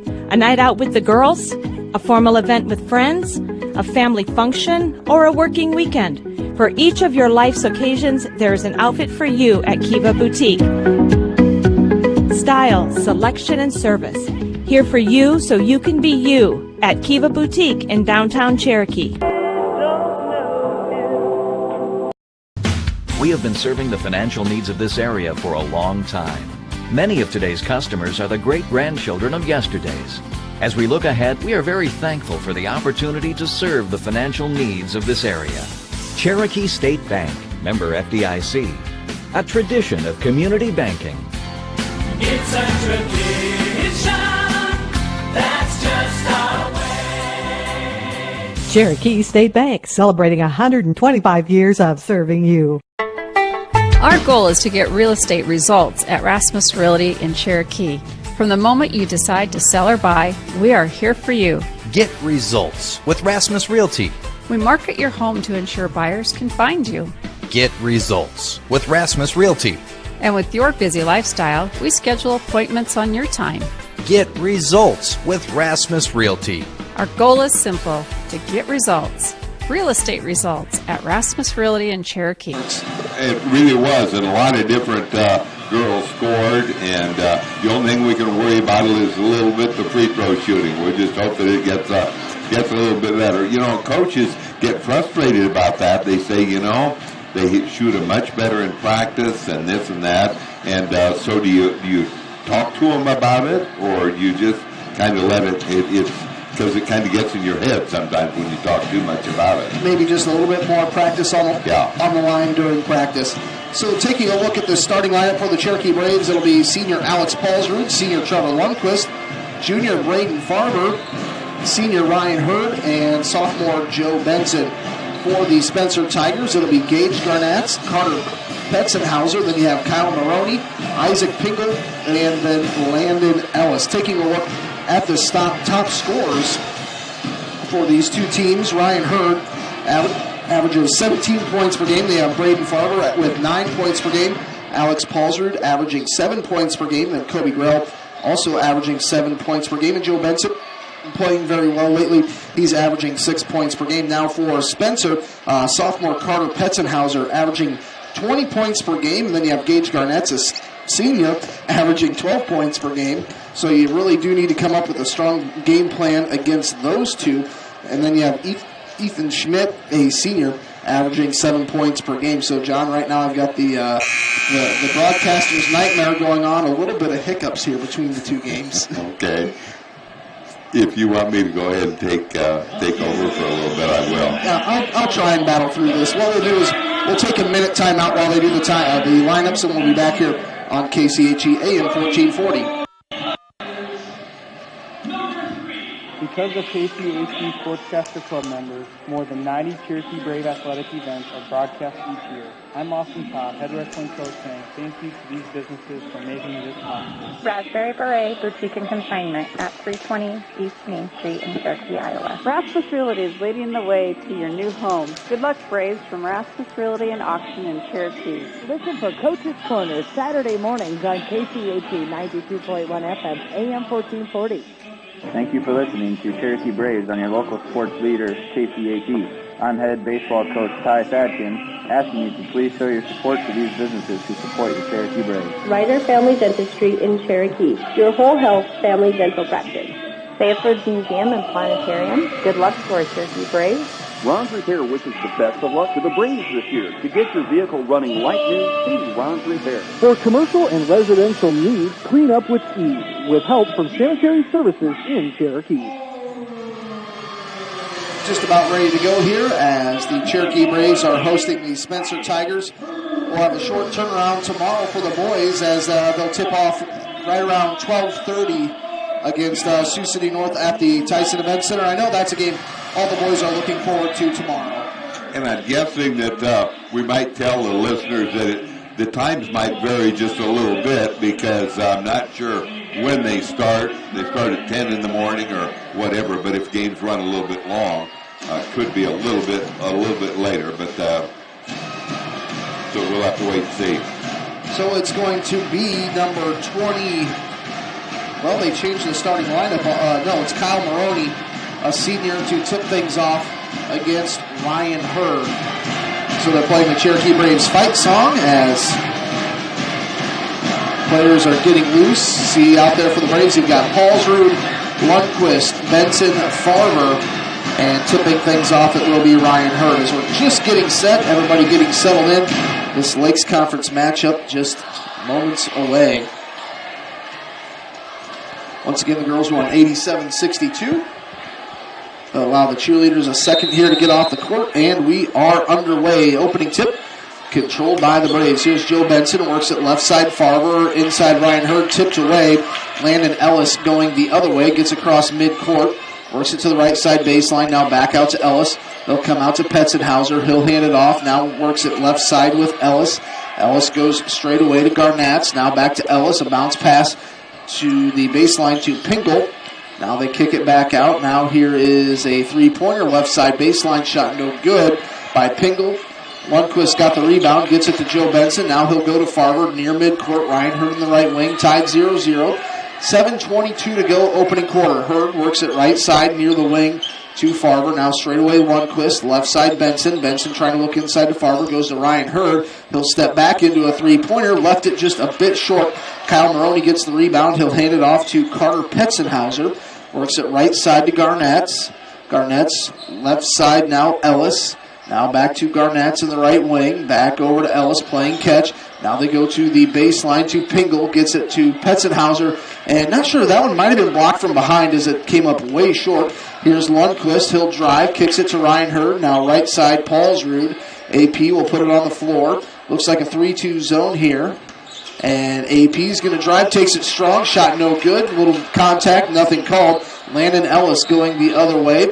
Gets it to Maroney. Now they work it to the baseline. Goes back to Maroney. Goes right up over Hurd. Shot no good. Rebounded by Alex Paulsrud. We're still knotted up 0-0. Ryan Hurd hands it back to Paulsrud. Paulsrud goes to Lundquist. Right side. Gets to the free throw line. Drives.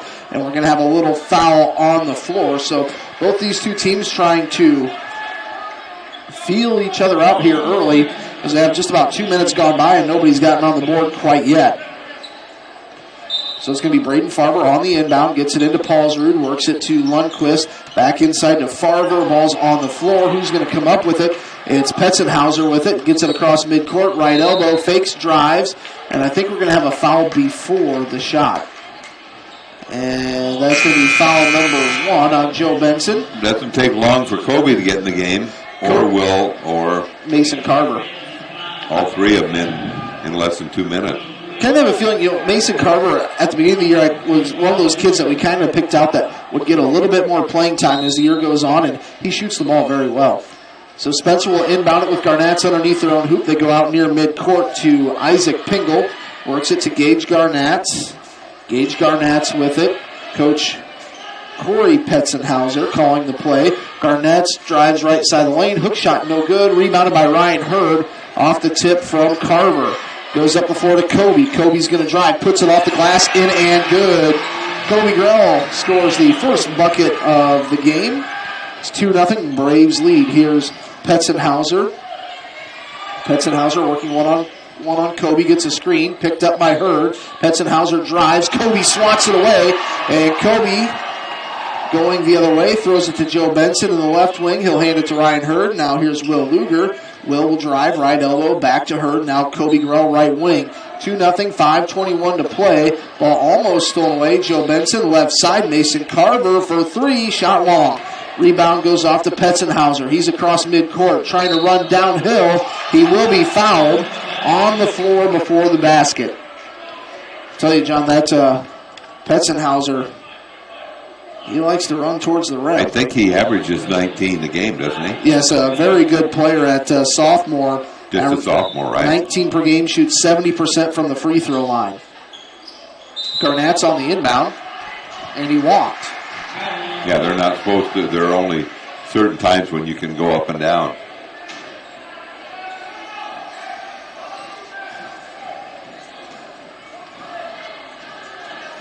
So the Braves bring it down with Ryan Hurd. Hurd works it. Left side, Kobe near the baseline, pulls it back out to the wing. Now goes the baseline to Benson. Straight away, Carver. Right side, Luger. Luger dribbles, gets it to Kobe straight away. Good defense from Spencer here. Braves lead 2-0. Here's Joe Benson with it. Joe drives, kicks it back out to Kobe, and he's going to reset everything up. Kobe now dribbles, free throw line, works at Joe Benson. He'll take the three. No good, just off the front of the rim. Rebound off to Maroney. Petzenhauser with it, and he'll kick it out right side. 3-point attempt is up and no good by Landon Ellis. Rebound goes off to Ryan Hurd. Braves lead 2-0. 4:22 to go. Here's Joe Benson. Dribbles left elbow, takes a short jumper, got it to go.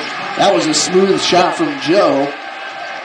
And Braves lead 4-0. Petzenhauser across midcourt, working against Kobe, gets a screen from Maroney. Long 2-point pull-up jumper, and Ryan Hurd pulls the rebound. Says, sorry, Joe, you're not going to get it that time. As Ryan grabbed the board. He's got to get rid of it. Goes to Joe Benson. Joe's going to drive. Stops, little 6-foot jumper. Had a little bit too much momentum behind him. Gage Garnett's driving across midcourt. Works it to the baseline to Pingle. Pingle lost it. Goes back out to Petzenhauser. He had an open look at a three. In and out, no good. Ryan Hurd, I think he's grabbed about 5 rebounds here. He really has. In the first about 6 minutes. 4-0 Braves lead. 3.5 to play. Hurd kicks it out. Carver's got a good look at a three. That's going to hit the back of the rim. No good. Petzenhauser pulls down the rebound over Landon Ellis, his teammate. Petzenhauser for the Tigers across midcourt. Kicks it left side. Garnett's going to work the baseline. Back up top, Petzenhauser. Now left side, that is Isaac Pingle. Hands it to Garnett. Spins at the left elbow. Shot. Nice. Tough shot there by Gage Garnett. It's 4-2 in favor of the Braves. We've got 3 minutes to go here in the opening quarter. Here's Kobe Grell across midcourt. Goes between the legs. Looks left, goes right. Gets it to Carver. Carver hands it to Will Luger. Luger goes to Joe. Joe drives. Kicks it to Ryan Hurd. Left side, Carver. Pump fakes, drives in, goes up, off the glass, got it to go. Nice move there by Mason Carver, right down the middle of the lane. And the other way, here's Gage Garnett. He'll drive, pulls back out to the free throw line. He'll take a deep 3-0 but net. And Coach Corey Petzenhauser of the Spencer Tigers would like a 30-second timeout. 6-5, Braves lead here with 2:31 to go. OMG, you have to tell me where you got that outfit. You won't believe this, but I found it right here in Cherokee at B's Uptown Boutique. Wow, that's awesome, but I bet it was expensive. It actually wasn't. Their prices are affordable, and want to hear the best part? They have great business wear for at work too, and I also just picked up some new workout clothes for when I go to the gym. Wow, sounds like I need to head to B's Uptown Boutique. It really is where comfort and fashion come together. There you can go inside and look at some nice vehicles from Holzhauer Motors as they'll have their big sale going on. A lot of inventory to be looked at and a lot of special pricing. And some pretty good financing options as well. That is Holzhauer Motors' big sale here this weekend at the Harley-Davidson building. 6-5 Braves lead. They'll inbound the ball. They get it to Hurd. Now left side Kobe. Kobe with it. Throws it underneath to Ryan. Has to pull it back out. And now he's going to work it to Paulsrud. He'll pump fake, drives down the lane, and he'll be fouled. So Alex Paulsrud going to the free throw line here. his team. The Braves lead by 1. Into the game is Evan Schmidt, number 32, a sophomore. Pretty good size for a sophomore. He's a little bit taller than Braden Farber, it looks like.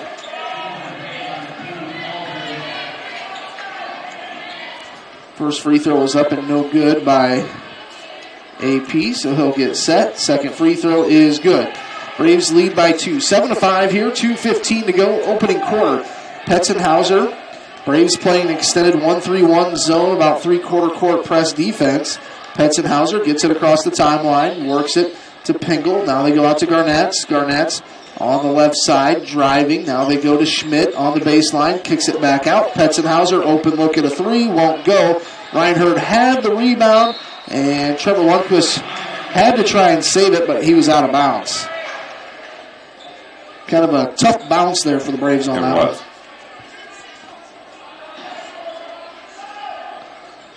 So on the inbound, I believe that's going to be Gage Garnetz. Garnetz gets it in to Isaac Pingle.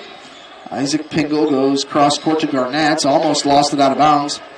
Right next to Mr. Behringer. How long has Behringer been refereeing games? I couldn't tell you. Long time.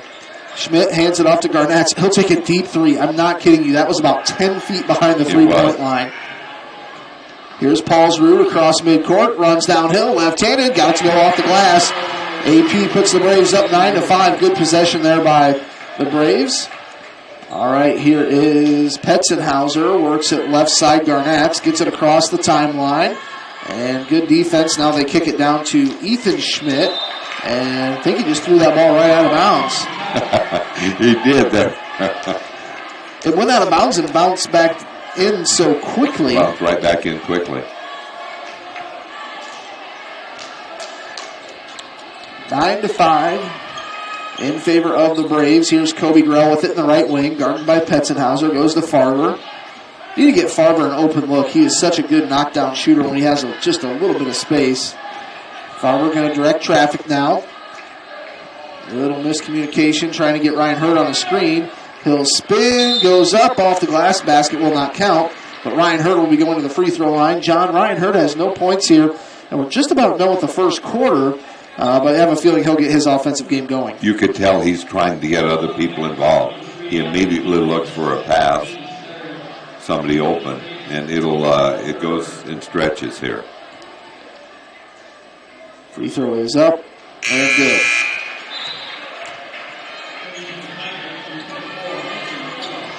(10-5) Braves lead into the game now. Kyle Maroney back in along with Landon Ellis.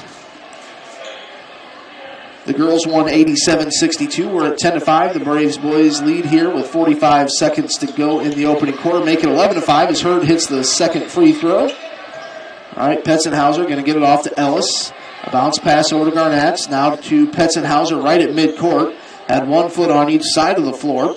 Now goes to Ellis. Now back to Petzenhauser. Petzenhauser with it, working against Kobe. Hands it off left wing. Cross court pass to Ellis. Now back to Garnetz with the bounce pass. Now baseline to Petzenhauser. Goes to Garnetz. Stolen away by Ryan Hurd. Up the floor to Kobe Grell. He'll lay it in with the right hand. Nice transition offense there for the Braves, running the fast break. 13-5 Cherokee leads. They throw it across court to Garnetz. Garnetz with it. Works it right side. 3-point shot is good. That was a big shot by Ethan Schmidt. And that will be the end of the first quarter. Cherokee leads 13-8. We'll step aside here for 1 minute. When we come back, we'll have the second quarter. You're listening to Cherokee Braves boys basketball on KCHE AM 1440. Costly dental coverage and paying out of pocket are a thing of the past. At Ryder Family Dentistry, we now offer dental membership plans starting at just $14 a month for children. With this, you receive cleanings, exams, and routine x-rays plus discounts if procedures are needed. Don't pay a dime out of pocket for preventative care. We've got you covered with dental membership plans at Ryder Family Dentistry in Cherokee, your whole health family dental practice. Here for you so you can be you at Kiva Boutique in downtown Cherokee. Before the weekend hits, hit Kiva Boutique in downtown Cherokee. A night out with the girls, a formal event with friends, a family function, or a working weekend. For each of your life's occasions, there's an outfit for you at Kiva Boutique. Style, selection, and service. Here for you so you can be you at Kiva Boutique in downtown Cherokee. Thank you to these and all the sportscasters for their support. Time for quarter number 2 here. 13-8, Braves lead. Braves will start out with Hurd, Farber, Grell, Paulsrud, and Lundquist playing that 1-3-1 zone. Here's Garnatz. Works it left side to Ellis. Landon Ellis.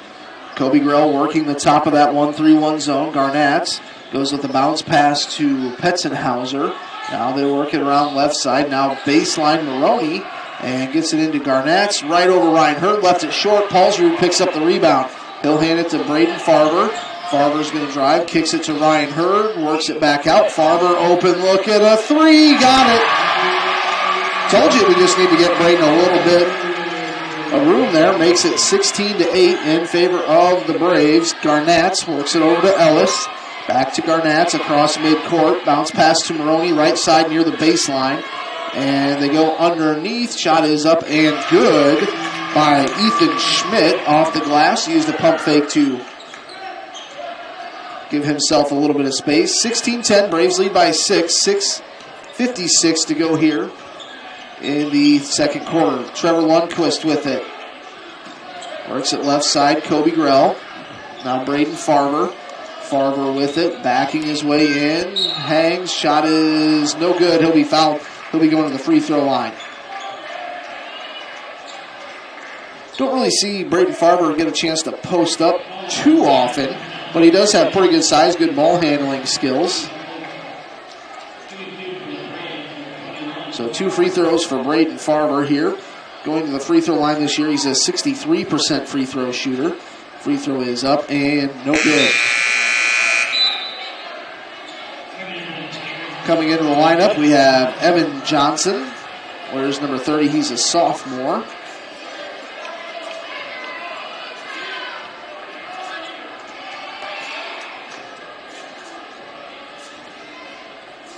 Farber's second free throw is up and good.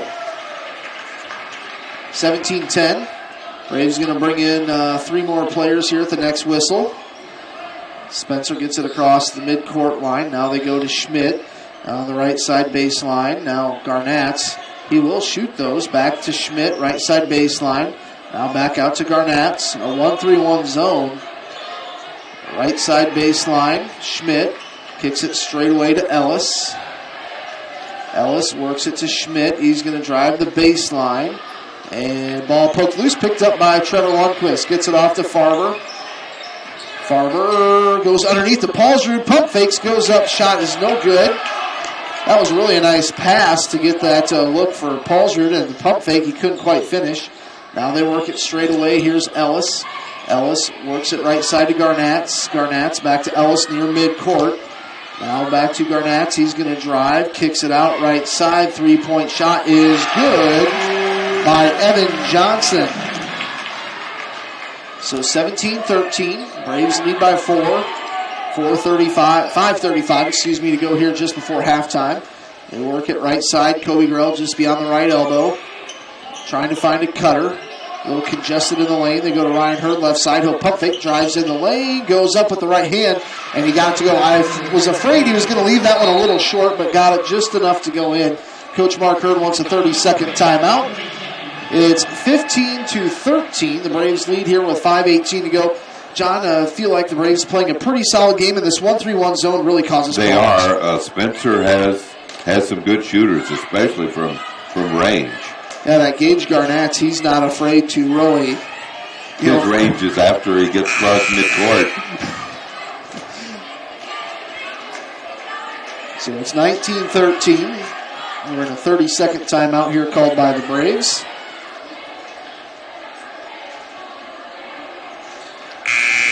Braves lead 19-13. It'll be Spencer Ball. It'll be Kyle Maroney on the inbound. For the Braves on the floor, you've got Farber and Carver, Luger, Benson, and Hurd.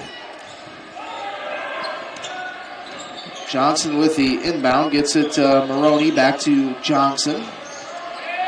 Has to get across midcourt, gets it to Maroney. Now they work it back up top to Petzenhauser. He's back in the game after taking a break. And Luger had a hand on it. Loose ball picked up by Petzenhauser. Gets it back across midcourt. Works it between the legs. Right elbow. And we're going to have a push foul. That'll be only the Braves, only their third. Who are they going to call this one on? It's going to be on Ryan Hurd, his first.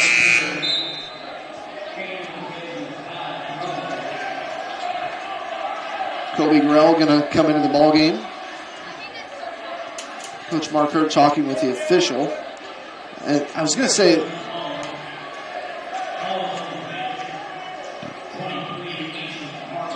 it's Mason Carver, 23 and 24. So Ryan Hurd will take a break here. On the inbound, it's going to be Ellis. Gets it in underneath. Now they go to Maroney. Takes a little hop step off the glass. Got it to go. 19-15. Here's Kobe Grell. Goes behind the back. Picks up his dribble. Goes to Mason Carver, left side. Hands it off to Will Luger. Luger's going to drive the baseline. Pulls it back out. Farber in the left wing. Now to Kobe near midcourt. 19-15. Braves lead. 4:25 to go in the second quarter. Kobe backing his way down. There's going to be a foul. Kobe had a hand on him. That's team foul number 5. So Ryan Hurd took about a 20-second break. Comes in for Farmer.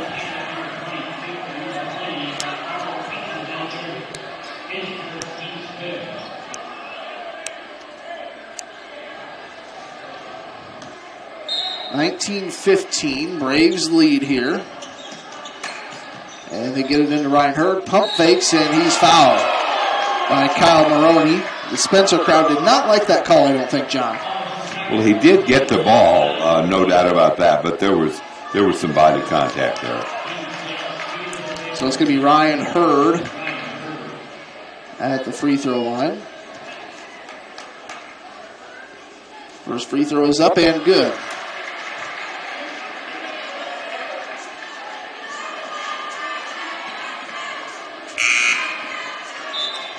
So the Braves lead 20-15. It's a 5-point lead. I don't think either team has had a double-digit lead. I think the Braves led once by about 7 or 8.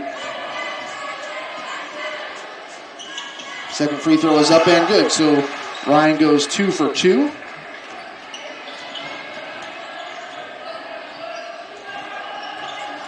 So Spencer with it, gets it across midcourt, and it was kicked out of bounds. So it's going to stay with Spencer. They'll inbound it with Gage Garnett. Underneath, the Braves are going to bring in Lundquist, Paulsrud, and Farver. Coming out, we've got Carver, Kobe, and Will Luger. So Spencer will inbound it underneath their own hoop. They get it in out to Petzenhauser. Petzenhauser working against Benson. Ball's on the floor, picked up by Ryan Hurd. And here's Farber going the other way. Goes to Joe Benson. He's going to drive, goes back underneath the Farber. It was dribbled off a foot. I think it was Farber's foot. I think it was. That was the correct call. There was a lot of congestion there underneath in the paint. So here is Ellis, works it to Johnson, baseline, goes underneath Maroney, kicks it out wide open three, Gage Garnett, and he knocks it down. He cannot allow Spencer to have a look from outside, makes the lead, cut down to 3, 21-18. Cherokee leads. Here's Hurd at the left elbow, goes to Paulsrud, kind of got a little shove, goes to Joe Benson, went to throw it inside to Ryan Hurd, and is picked up by Petzenhauser. Carter Petzenhauser, the sophomore, works it right side. Garnett's for 3. Shot is no good. And there was a foul underneath. And I think they're going to say it's on Alex Paulsrud.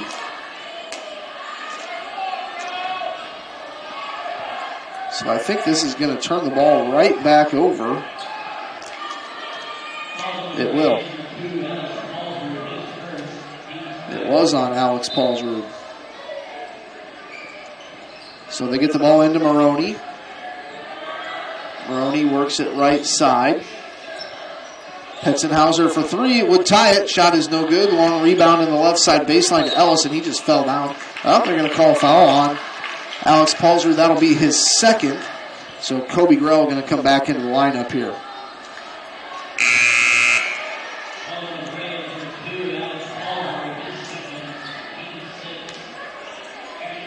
So Spencer will inbound it with Garnett underneath their own hoop, trying to get the ball in.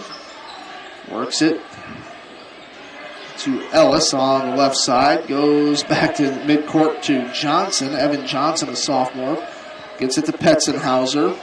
Petzenhauser with it. Now back over to Johnson. Johnson goes to Garnett near midcourt. Long pass. Johnson for three. No good.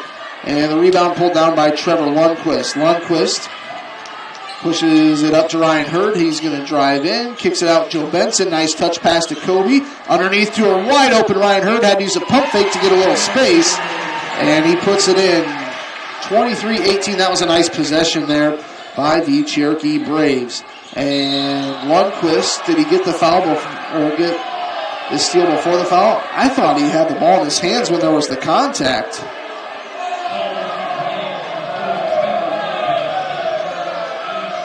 So that is team foul number 7 on the Braves, number 1 on Lundquist. So going to the free throw line, we have Landon Ellis. We can tell you that Landon Ellis is 3 for 5 from the free throw line this season.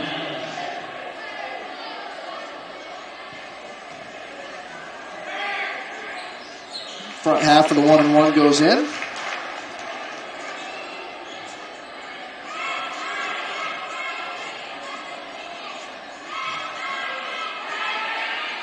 Free throw is up, no good. Kobe Grell got the rebound, gets it across midcourt, works it right wing. Now here's Farber near midcourt. Here is Kobe. Kobe gets it off to Ryan Hurd, left wing. About 6 feet past the three-point line. Crosses over. Left side Lundquist. Now Kobe thought about the three. 2 minutes left to go here. Ball poked away, picked up by Garnett. And a hand in there by Joe Benson. Garnett will go underneath, and he's fouled by Farber.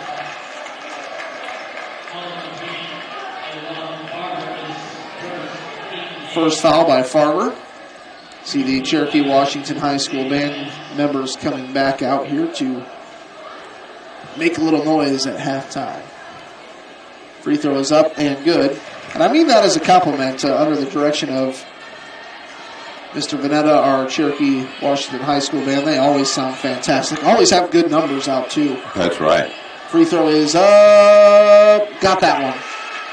23-21, the Braves lead, cut down to 2. I think the biggest they led by was 7. 1:48 to go. Here's Ryan Hurd working left wing.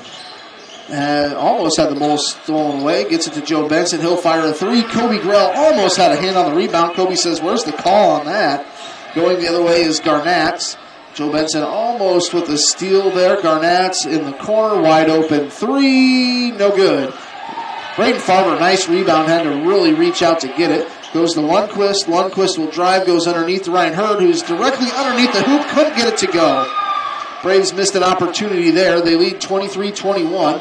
Here's Ellis across midcourt. Works it left side, Petzenhauser. Petzenhauser steps into a long three. Left it off the front of the rim.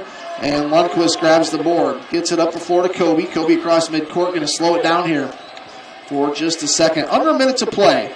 Braves lead by 2. Kobe off a screen. Ball poked loose, out of bounds off of Gage Garnett. Coming back into the game is Evan Schmidt. He'll come in for Petzenhauser. He'll probably get a break till the third quarter starts here, as there's only 53 seconds left to go. And here is Farber with it, near midcourt. Right side Lundquist. Lundquist back out to Farber. Farber takes a three. Good, nothing but net. Slightly contested, but he got it to go. Pushes that lead back up to 5. 26-21. Garnett drives left side of the lane.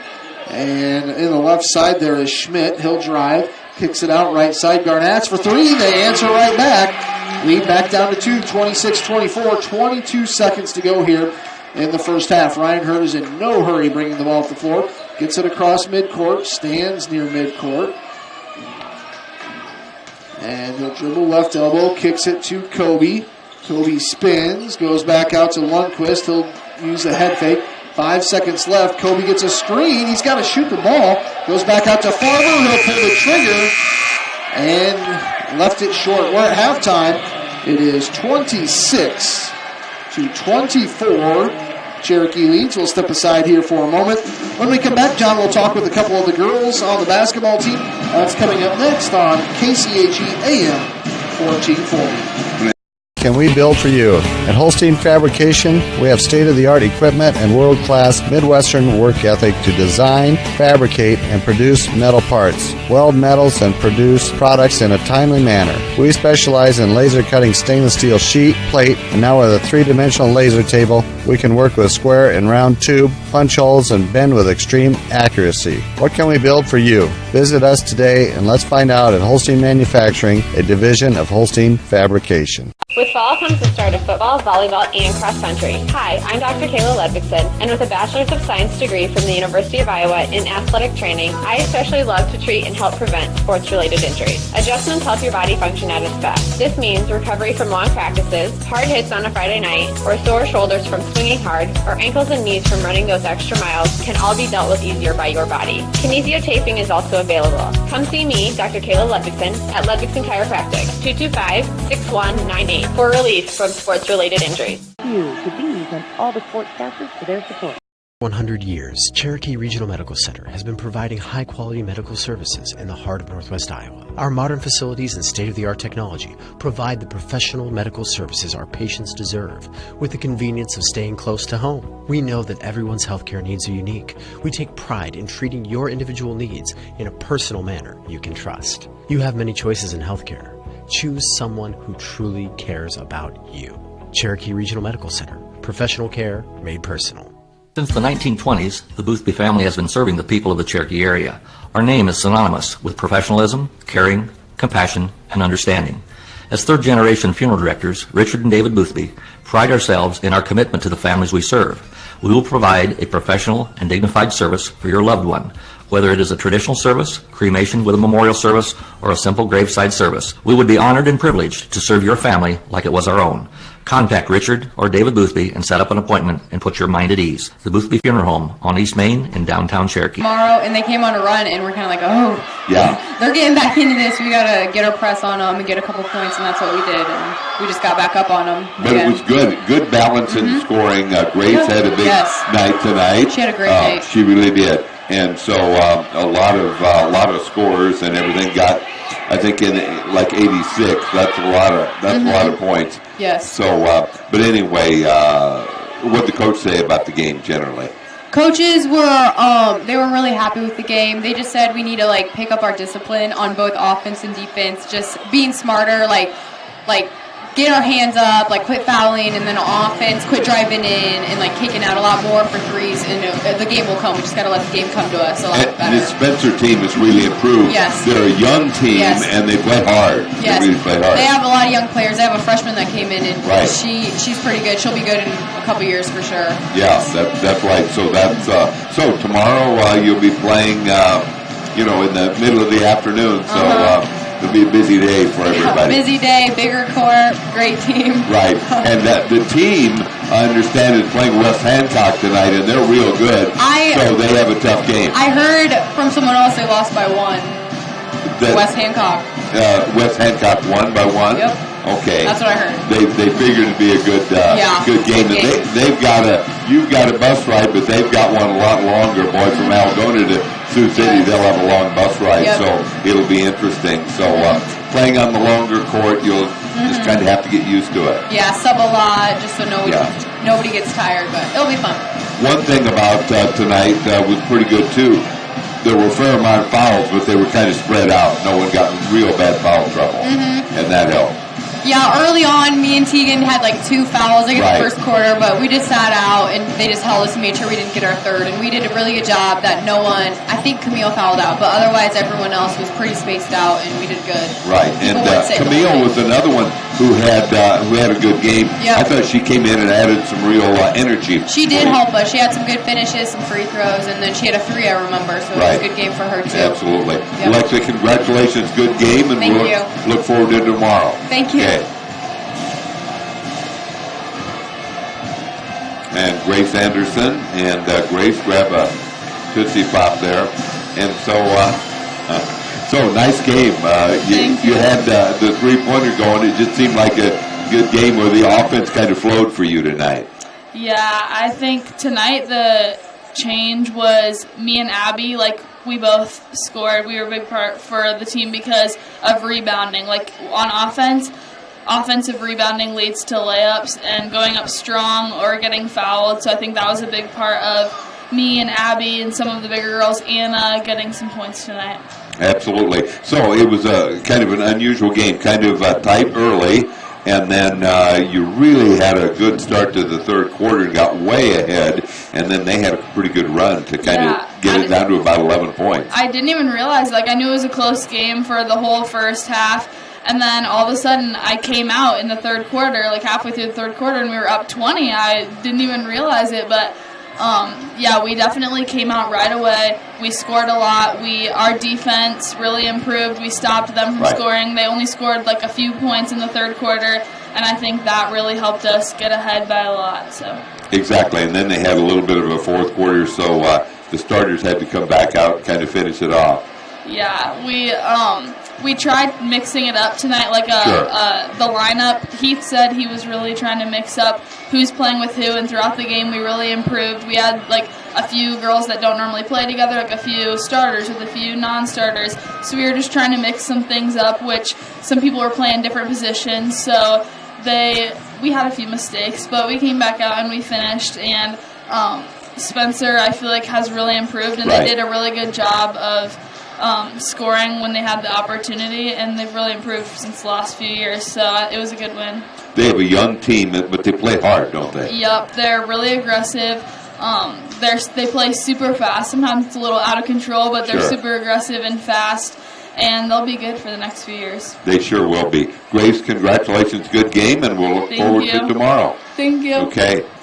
Then Kenna Mongan is going to put the headset on. Go ahead and take one. And so just have you describe the game a little bit. It was kind of tight there for a while, but really pulled away as you got into the second half. Got a really big lead before they had a little bit of a run. Yep. So what did the coaches say? The coaches just told us that we need to keep focused and do what we do, play Cherokee girls Braves basketball, and get it done. So there was maybe a little bit of a stretch in there for 2 or 3 minutes where it didn't happen. That's right. So Spencer's a team that after the last couple of years they seem really improved. They're a very young team, but it seemed like they really played hard. Yeah, they really did come out today and gave us what we needed to. Anyway, a lot of people, Grace had a big game. I thought Camille Zwiefel added some energy when she came in, and so just a lot of people played really well tonight, didn't you think? Yeah, Grace was hitting the threes. Yeah. So was Lexi, and towards the end, I think we all did pretty well all the way around. And Lexi hit, we were thinking, I think she hit 2 threes within about 15 seconds. It was... So that really helped. So what do you think about tomorrow? You know a couple of girls on the team? Yes, I do. So tell us about it. Do you play with them in AAU? Or? Yeah, so in the summer we played for a program called COI Select, and we played together on the same team all throughout the summer.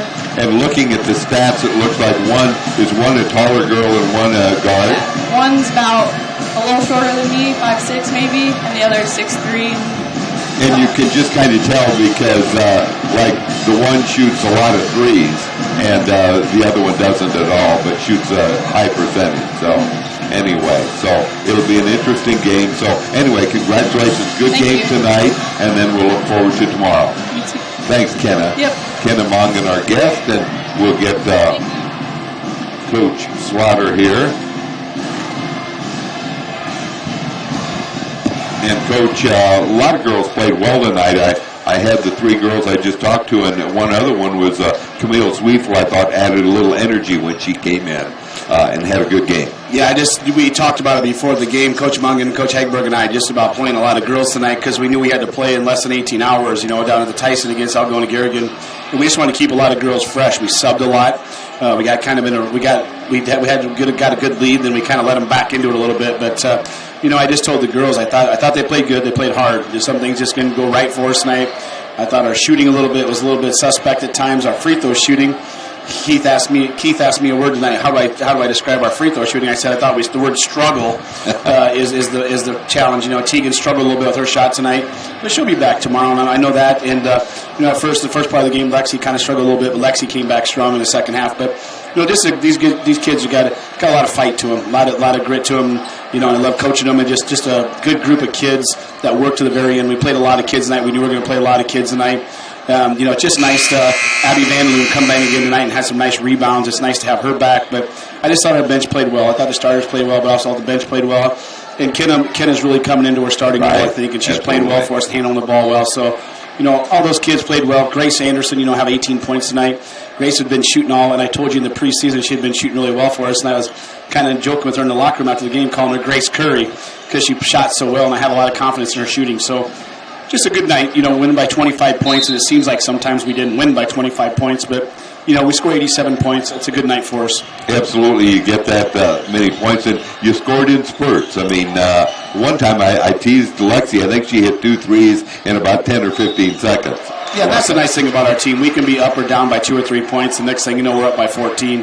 And that's always been Cherokee Braves basketball since Coach Hagberg and I have been coaching together. We like to play chaotic, and we like to push the ball and shoot threes. And, if things aren't going, we keep attacking. And that's what we talk to the girls about. But I just thought as a whole, the girls played good tonight. I'm happy with how we played.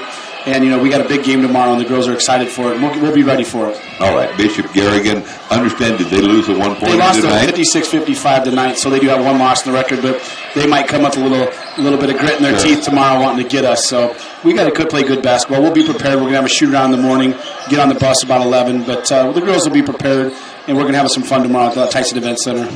Sounds good. Brandon, congratulations Thank on you, the John. win tonight, and we'll look forward to tomorrow. You betcha. Thanks for all your coverage. Absolutely. And so anyway, it's now 28-27, as we had down at the other end, we had Ryan Hurd hit a free throw, but Cherokee was just a 1-point lead at 28-27. And we've got Keith back, and Keith, as far as I know, was able to defeat the Hiccups. I got through it. Powered right through it. Okay. Carter Petzenhauser with it. Works it right side to Ellis. Now to Garnett. He'll take a deep three. No good. Paulsrud grabs the board. Kobe Grell coming the other way. He'll cross over, drive, kicks to Farber. Farber goes to Paulsrud. He could shoot that if he wanted to. Goes to Joe Benson. Joe's been a little quiet tonight. Now to Kobe. Kind of a low-scoring game here, so everybody's a little quiet. Kobe just lost it off his foot. Farber picks it up behind the back to Hurd. Hurd kicks it out to Joe. Joe for three. Yes. Oh, brother. I think Kobe Grell owes Braden Farber a pop after that one because he bailed him out. I know, that saved 3 points for Cherokee without a doubt. 31-27, Petzenhauser to the left elbow, lost the ball. And Kobe making his case to Wade Harriman says, that's our ball. I think Joe Benson was a little mad at you. He thought, well, what do you mean it's a little bit slow? I just hit a three. No, I know. You had to said prove me wrong. Yeah, I know. They get it into Ellis. Now back to Garnett. He'll take a three. No good. Both players overjump the rebound. Spencer ends up getting it back. Alex Paulsrud comes up with a loose ball, crosses over. That's going to be a charge. Kind of saw that one coming. Yeah, he needed to veer off a little bit.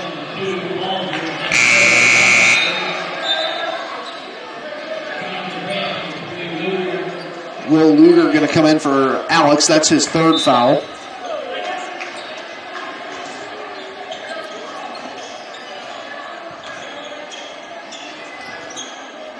Spencer with it, works at Garnett's left side, working against Kobe. Now goes to Maroney, kicks it out. Ellis Works it to the baseline. And I think we've got a 3-second violation. So that'll be a turnover. See if the Braves can capitalize off of this. 31-27, Farber. He'll bring the ball up the floor. Seems like the Braves have quite a few players that can dribble pretty well. Farber, Kobe Grell, and of course Ryan Hurd. Joe Benson can bring the ball up the floor for him. Ryan Hurd gets to the right elbow. A long two off the front of the rim. Left it just a touch short. Here's Garnett's coming the other way for the Tigers. Gets across midcourt, working against Joe. Now they work it right side baseline. Now inside. Maroney goes up with the left hand. Got it to go. And now it looks like Spencer applying a little bit of pressure as the Braves bring the ball up the floor. Here's Farber with it. Farber goes out to Will Luger. He'll pump fake, drives, kicks it to Kobe. Kobe working straight away, goes behind the back, kicks it out. Joe Benson will take another three, too long. Rebound goes off to Kyle Maroney of Spencer. Here's Petzenhauser, works it right side baseline to Pingle, back out to Petzenhauser. Ball's on the floor, and it's Will Luger. He'll do a ball fake, and he will be fouled. Let's see if he was in the act of shooting or not. Well, I think he was. I'd be surprised if he doesn't get free throws. Will Luger will get two here. Will is 4 of 7 from the free throw line this year. Hasn't been to the line a ton. Free throw is up. That one's good. Makes it 32-29. The lead to 3.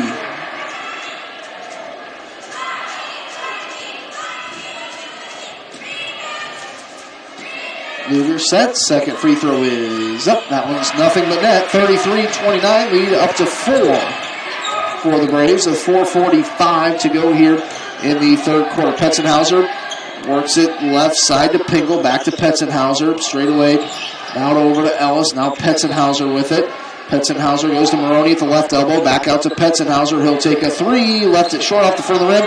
Put back was right to Isaac Pingle, and he just laid it in. Lead cut down to 2. Here's Kobe. Goes behind the back in the right wing. Dribbles right elbow, working his way down, trying to get positioning, and he does. Goes up. Nice move. Off the glass with the right hand. 35-31. Braves lead by 4. Petzenhauser. And stolen away by Joe Benson. Quick hands, and he'll lay it up in off the glass. Good for 2. 37-31. 4 minutes to go. We're midway through the third quarter. They'll go out left side, baseline. Garnett kicks it out. Petzenhauser works it baseline. Shot is up and no good by Isaac Pingle, and he'll be fouled by Kobe Grell. I think that's going to be Kobe's third foul. Trevor Lundquist will come back into the lineup here. So 2 free throws on the way for Isaac Pingle, senior. Free throw is no good. So Kobe Grell with 3 fouls will take a break here.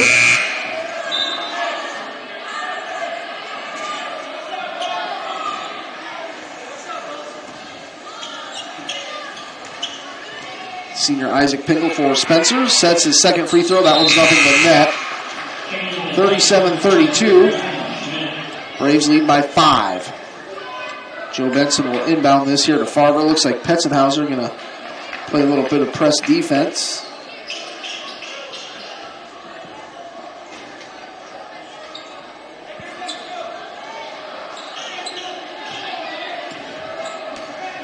Joe Benson with it, working against Garnett. Goes to Farber across midcourt. Braves working left to right, far away from us. Here's Hurd, left side baseline, goes to Farber. Farber spins down the lane, kicks it out. Ryan Hurd thought about the three, will drive instead, goes off the glass, got it to go. 39-32, Braves lead back up to 7. Hurd with 12 points. Here's Petzenhauser across midcourt. 3:20 to go here in the third. Garnett's with it. Goes across court to Pingle. That's Landon Ellis. Goes to Maroney. Now back inside to Maroney. Nice little give and go there from Petzenhauser. Makes it 39-34. It's a 5-point lead for Cherokee.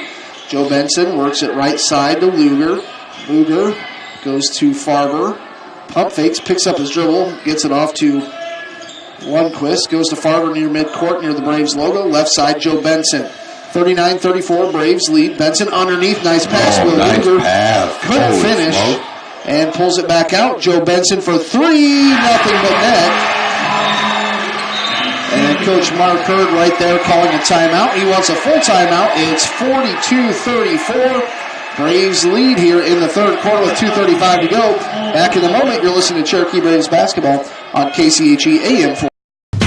We have been serving the financial needs of this area for a long time. Many of today's customers are the great-grandchildren of yesterday's.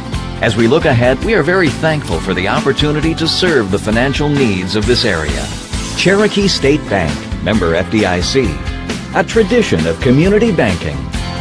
It's a tradition, that's just our way. Cherokee State Bank, celebrating 125 years of serving you. Our goal is to get real estate results at Rasmus Realty in Cherokee. From the moment you decide to sell or buy, we are here for you. Get results with Rasmus Realty. We market your home to ensure buyers can find you. Get results with Rasmus Realty. And with your busy lifestyle, we schedule appointments on your time. Get results with Rasmus Realty. Our goal is simple, to get results. Real estate results at Rasmus Realty in Cherokee. Find it at CoreQuest.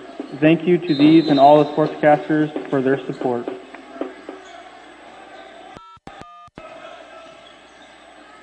Thank you for listening to the Cherokee Braves on your local sports leader, KCHE. I'm head volleyball coach Charity Anderson, asking you to please show your support to these businesses who support your Cherokee Braves. The Cherokee Pizza Hut is a proud supporter of the Cherokee Braves. Head in to fuel up before you head to the field. Season Center for Behavioral Health, providing therapy and skill-based services in the Cherokee Community Schools. For all your pet boarding and grooming needs, call Val on Bow Wow Boutique. Good luck to the Braves.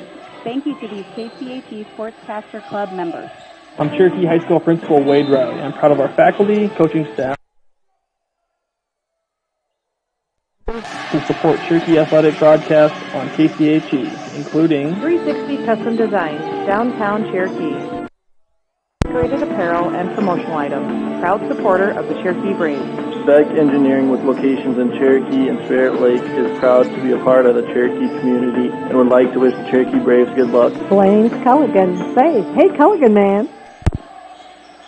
KCHE AM 1440. It is 42-37. Here's Will Luger for three. Shot is no good. Rebounded by Petzenhauser. So it's a 5-point lead here for the Braves. Petzenhauser with it across midcourt, working against Joe Benson. Braves sticking to that 1-3-1 zone. Works it right side. Ethan Schmidt. Schmidt with it. Pass stolen away by Ryan Hurd. So with 1:25 to go here in the third, the Braves lead by 5. Ryan Hurd kind of lost the dribble off his hip, kicks it out to Joe Benson, and he knocks down the three.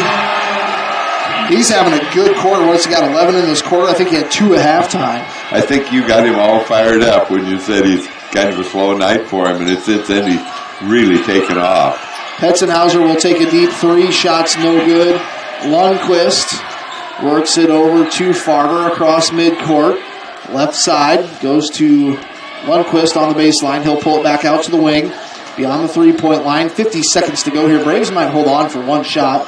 Lundquist just about lost it. Gets it off to Farber. Farber in the left wing, covered by Petzenhauser. I think the Braves see what they'll do here. Farber steps into a long three. Don't think that's really the shot you wanted there. Going the other way is Petzenhauser.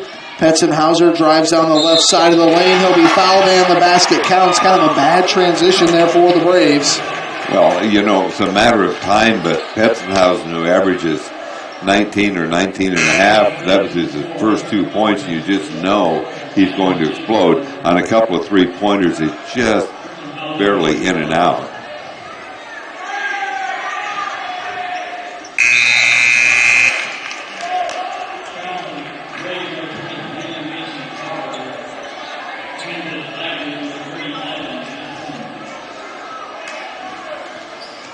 So here's Joe Benson with it. Joe gets it across midcourt. Working against Ellis, hands it to Lundquist. Lundquist gets a screen from Farber. Right side gets it to Hurd. Spencer playing pretty tight defense here. 12 seconds to go. Braves lead by 5, third quarter. Hurd working against Maroney, goes out to Joe Benson for three, left it short. Rebound goes off to Spencer. That will do it.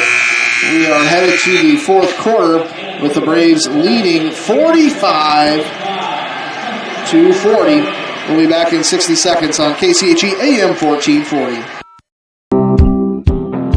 Costly dental coverage and paying out of pocket are a thing of the past. At Ryder Family Dentistry, we now offer dental membership plans starting at just $14 a month for children. With this, you receive cleanings, exams, and routine x-rays plus discounts if procedures are needed. Don't pay a dime out of pocket for preventative care. We've got you covered with dental membership plans at Ryder Family Dentistry in Cherokee, your whole health family dental practice. Here for you so you can be you at Kiva Boutique in downtown Cherokee. Before the weekend hits, hit Kiva Boutique in downtown Cherokee. A night out with the girls, a formal event with friends, a family function, or a working weekend. For each of your life's occasions, there is an outfit for you at Kiva Boutique. Style, selection, and service. Here for you so you can be you at Kiva Boutique in downtown Cherokee. Support the Cherokee Braves with us all season long. Time for the fourth quarter, John. The Braves lead here by 5. What do they need to do in this fourth quarter to get a conference victory here? Well, I think they just need to keep playing tough defense and, some little, they've had some nice little spurts, and they just need to keep the lead. All right, here is Landon Ellis. Goes to Petzenhauser. Need to keep him contained. That's part of the big game plan here. To Garnats. Back to Petzenhauser. Now works it right side. Ellis steps back. Three-pointer. Too hard. Joe Benson gets the rebound. Hands it back to Cody Grell. Braves lead by 5 here. 7:30 to go, fourth quarter. Kobe working top of the key. Goes to Ryan Hurd. Hands it back to Kobe. Kobe lost it. I think it's going to stay with Cherokee. Yes, it's off of Petzenhauser. John, you were saying Petzenhauser averages 20 a game tonight. He has 3. Yeah, that three-point play, he hadn't scored up until just at the tail end of the third quarter. On the other side of that, Gage Garnett averages 12 a game, and he's at 16. So they've kind of sacrificed. Here's Ryan Hurd underneath. Can't finish, but he's fouled. He's going to be going to the free throw line.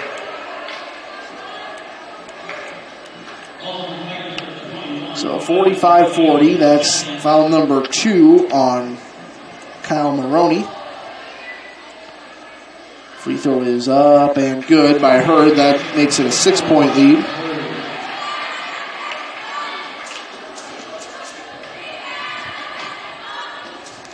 Ryan Hurd's second free throw is no good. Rebounded by Maroney. Paulsrud was just about there for it. They're going to bring up Gage Garnett. Across midcourt. Garnett works it left side. Ellis back to Garnett. He'll pull the trigger on a deep 3. Shot's no good. And Farver, good job of just boxing out Kyle Maroney to make sure he didn't get the ball. He almost pushed Maroney right into the cheerleaders. 46-40 in favor of the Cherokee Braves here. Got 6:50 to go here in the ball game.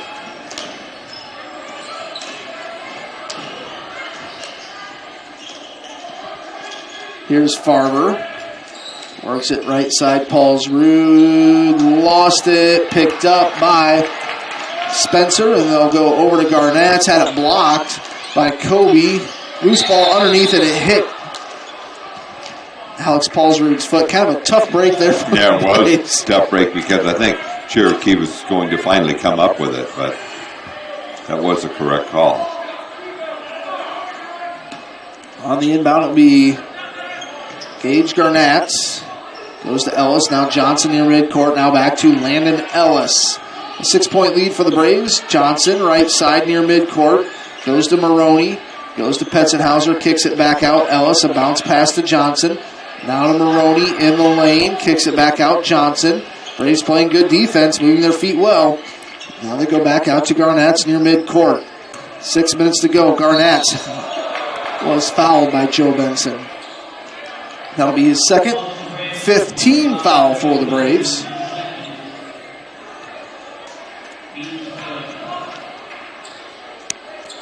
46-40 in favor of Cherokee. Spencer will inbound it underneath their own hoop. Throw it out near midcourt to Landon Ellis. Goes back to the baseline. Johnson had it blocked by Kobe Groh, but Petzenhauser's able to put it in. The basket counts, and we'll get a free throw. So 46-42, a chance here to cut the lead down to 3, make it a one-possession game. We've got 5:53 to go here. Foul's going to be on Braden Farber.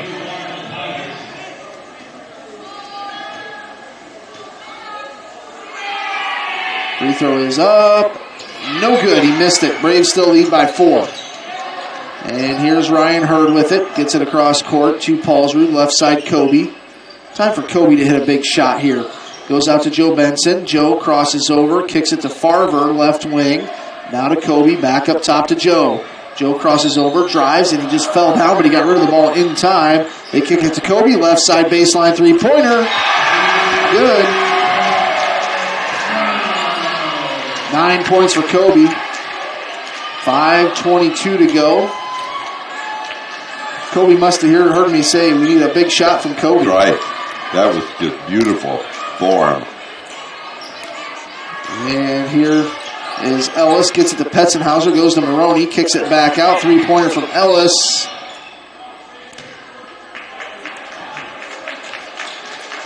And we've got a foul underneath on Alex Paulsrud. That'll be his 4th foul.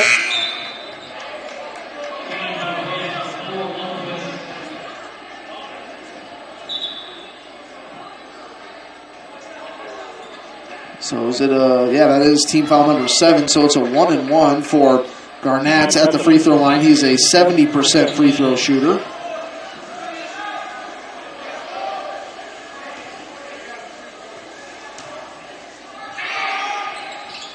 Front end of the 1-and-1 is good.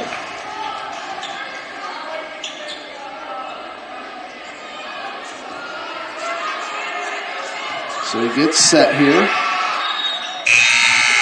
Free throw does not count. Kyle Maroney was in the lane.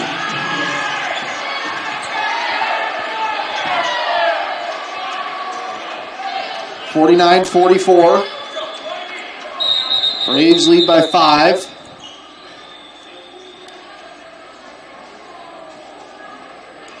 Wade Harriman going over and talking to the scorers table. 49-43. And here's Farber. Gets it across midcourt. Hands it off to Kobe. Just under 5 to play here in the 4th quarter. Braves lead by 5. Kobe goes to Ryan Hurd, right side. Hands it back to Kobe. Kobe steps into a 3. Too hard off the back of the rim. Joe Benson just got pushed over. Is that going to be on Joe? Ooh. Joe got tackled.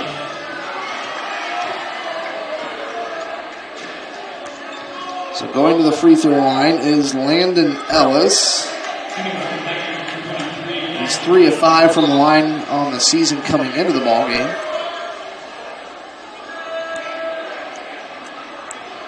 Got to wait for, it's Dale, right? Dale to tie his shoe. Right there's a guy that loves the game of basketball. Dale Behringer, that's right. Umpires various sports. Free throw's no good, so they've missed the front end of the 1-and-1. Lundquist gets it across midcourt.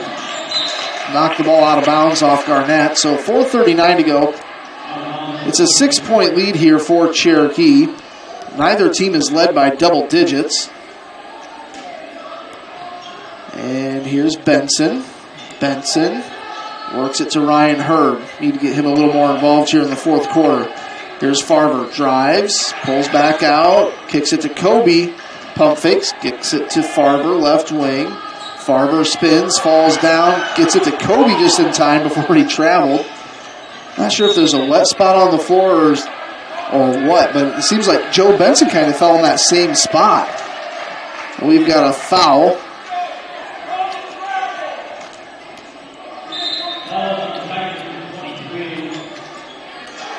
Braves get it into Hurd. Now he'll go to Joe. Joe skip past to Farber. Now Lundquist in the corner. Gets it back out to Farber. Farber goes to Benson. We've got about 4 minutes to go here in the ball game. Braves lead 49-43. Kobe with it. Goes to Farber. Farber goes to Lundquist. Lundquist gets a screen. Goes back to Farber. And Coach Hurd wants a 30-second timeout. I think that's a good decision. A good decision. There just wasn't anything happening. OMG, you have to tell me where you got that outfit. You won't believe this, but I found it right here in Cherokee at B's Uptown Boutique. Wow, that's awesome, but I bet it was expensive. It actually wasn't. Their prices are affordable, and want to hear the best part? They have great business wear for at work too, and I also just picked up some new workout clothes for when I go to the gym. Wow, sounds like I need to head to B's Uptown Boutique. It really is where comfort and fashion come together. We've got just a few seconds left of this 30-second timeout.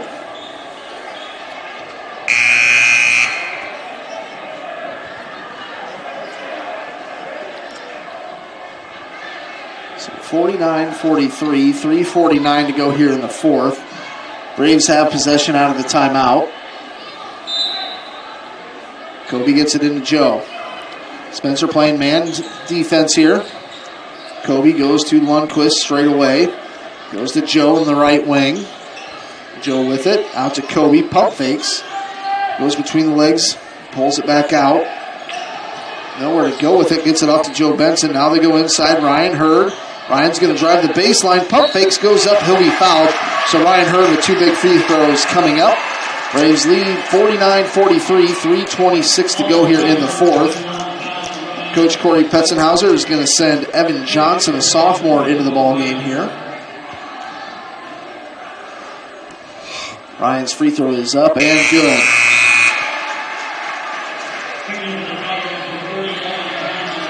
(50-43).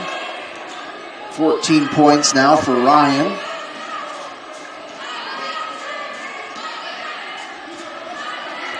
(50-43). 3:26 to play here, fourth quarter. Free throw is up. Good. Makes it 51-43. Puts it at 8-point lead. I think that's about the biggest the Braves have had. Here's Petzenhauser, left side. Goes right side. Now they go to the baseline. Johnson. Back out to Petzenhauser and just threw it away. It's going to be Braves ball. 3:16 to go here in the fourth. You might just tell the guys, not necessarily put it in the deep freeze, but you've got an 8-point lead in the ball. No hurry. Joe Benson works it across midcourt. That was tipped out of bounds. Went to hand it off to Kobe, and I think that was number 23, Isaac Pingle, that tipped it out of place. And now the Braves will have to inbound it again right in front of their own bench. It's Kobe Grell. Kobe throws it to Ryan. And Ryan had a player right up the back of his jersey, and he'll be called for a foul. So I think Ryan Hurd's going to get 1 and 1. Well, no, that was only team foul number 6. That's foul number 4 on Kyle Maroney. Will Luger going to come in for Lundquist. So the next foul, the Braves will be shooting 1 and 1. Joe goes out to Will. Luger with it, dribbles, hands it to Kobe, gets a screen. Kobe with it near midcourt, near the Braves bench. Hands it to Joe. Joe with it, drives the baseline, kicks it out to Kobe. Has all day to knock down the three. He really had to think about that one. I know, I wasn't sure they needed to shoot that, but he knocked it down. 54-43, it's an 11-point lead for Cherokee. Underneath, Maroney will be fouled by Hurd. The ball falls in. That's a big bucket there. Chance for a 3-point play with Kyle Maroney going to the free throw line. He's only shot 5 free throws on the season before the game, and he's made 4 of them. Kind of a small sample, but 80% shooter. 80%. Free throw is up. No good. Missed it. Spencer's missed their fair share of free throws here at the end. And loose ball picked up by Luger. He'll hand it off to Kobe Grell. 2:23 to go. The Braves have a 9-point lead and the ball. They go to Joe Benson, right side. He's going to drive, and it's knocked out of bounds. Kind of bailed Joe out on that one.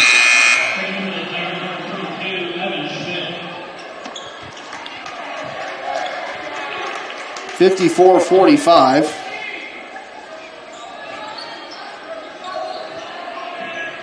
And here's Luger with it. Even without AD.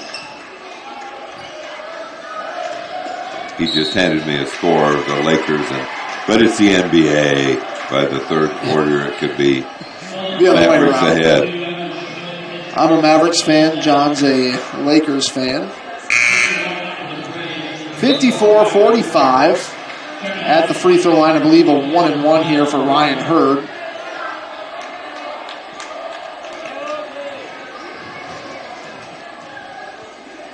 Here's Hurd with it. Free throw up. Hits the front end of the 1-and-1. Puts the lead back up to 10. 2:03 to go in the fourth.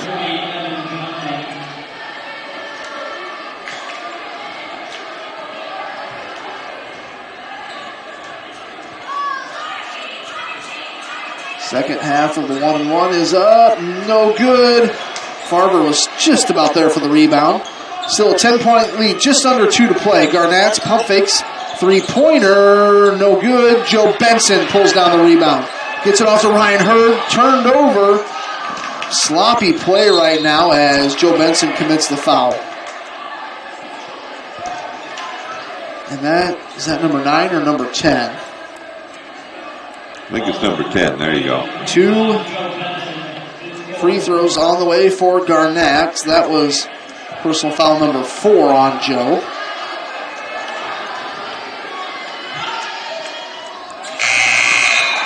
Spencer misses again. They have missed their share, you're right. I think they've probably left about 8 points on the table here in the fourth quarter, at least. Garnett's will reset. Free throw is up. That one's good.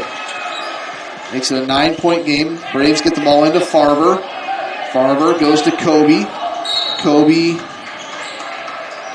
will be fouled. So 1-and-1 here for Kobe. That's foul number 3 on Isaac Pingle.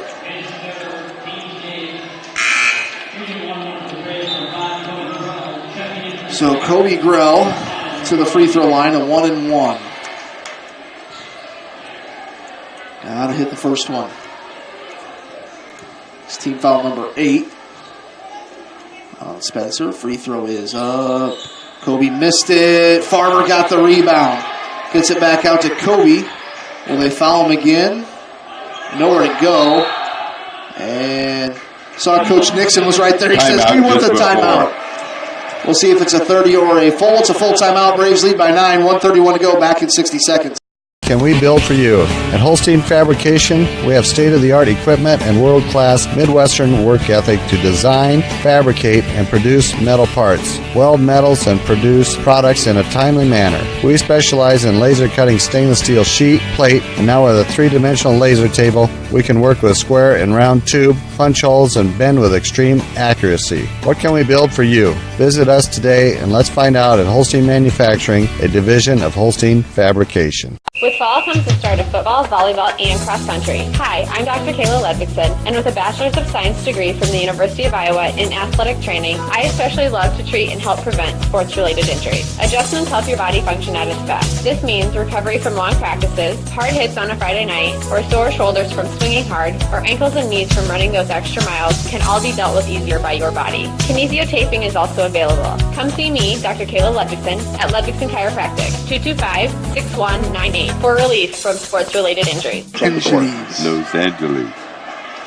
KCHE AM 1440. Braves lead 55-46. They'll inbound the ball from their own bench. They get it into Joe. Now they go to Will Luger. Now they'll go back to Joe. Now to Ryan Hurd near midcourt. And Ryan Hurd will be fouled.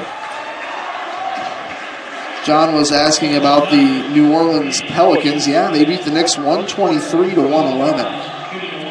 Pelicans are playing a well. lot better, and they're about to get their star back, who's never played in the NBA and got plenty of publicity going into the year. Ryan Hurd hits the front end of a 1-and-1.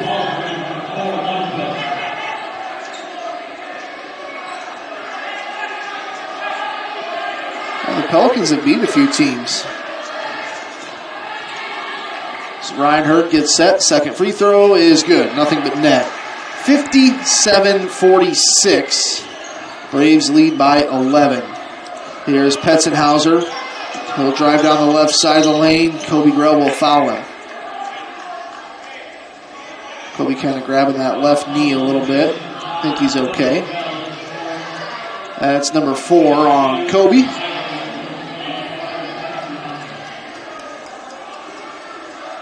Free throw is up. Front of the rim, no good. Farber comes in for Paulsrud. 57-46, 1:17 to go. Petzenhauser's second free throw is up and good. And Coach Petzenhauser wants a timeout. Is it a full? It is a 30-second timeout. Want to remind folks, head up to the old Harley-Davidson building here in Cherokee this weekend. Holzhauer Motors having a big sale there, a big sale event. A lot of great vehicles to take a look at. You can view their inventory online, holzhauermotors.com. A lot of good financing and special inventory prices.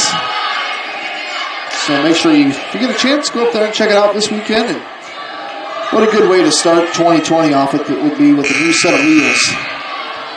Braves lead by 10 here, 1:17 to go. The Braves will have to inbound the ball underneath Spencer's hoop. So you kind of have the shooters line up out there for the Braves. It's going to be Hurd on the inbound. Gets it into Joe Benson. Joe crosses over, gets it to Kobe. And we've got a foul. This last minute 14 could take a little while. That's right. Joe Benson going to go to the line. He's had a nice game with 13 points so far. Get that one little stretch where he was...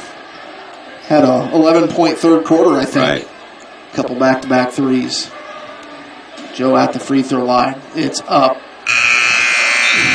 Wide left. Just like Blair Walsh. 4 years ago to the day. Blair Walsh was wide left.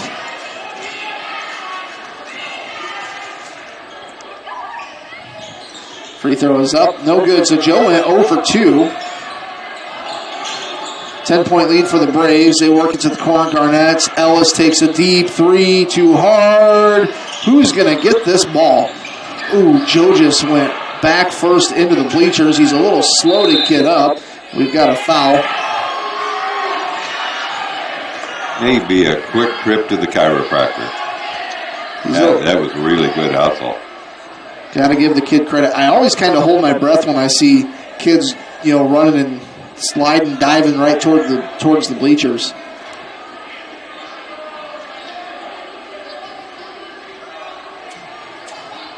I think he'll be okay, hopefully. Free throw is up. No good. Trevor Lundquist going to come in for Joe. Braves lead by 10.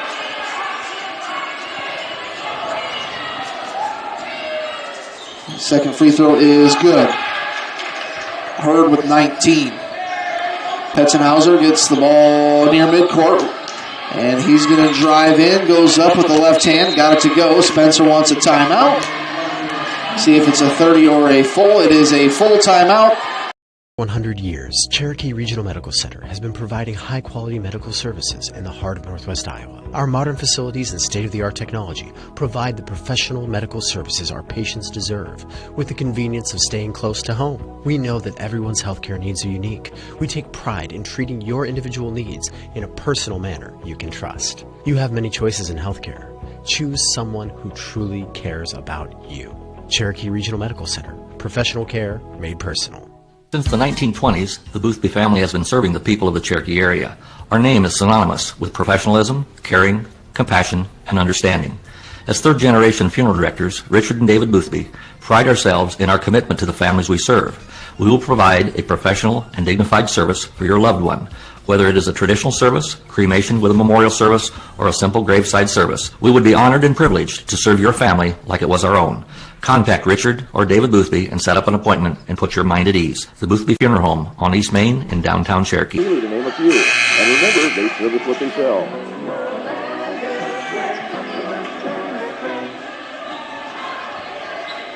KCHE AM 1440. Braves lead by 9 here. 50 seconds left to go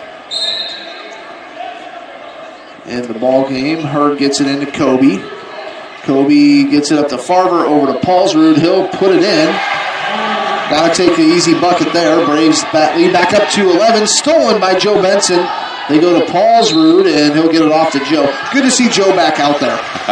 Didn't take, when you're that young, you can shake off something like that really fast. If I slid back first into the bleachers, I think I'd be out about 2 weeks.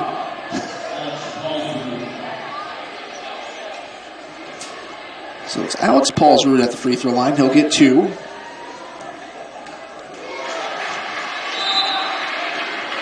First one goes in.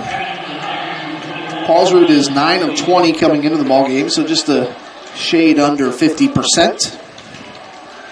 61-49, Braves lead. Free throw is up. Good. 11 for 22. He's 50%. He got right back up in there. That's right. 62-49, 35 seconds to go. Maroney with it. Back to Petzenhauser. He'll pull the trigger on a 3. Got it to go. Thanks. 62-52. Paulsrud with it.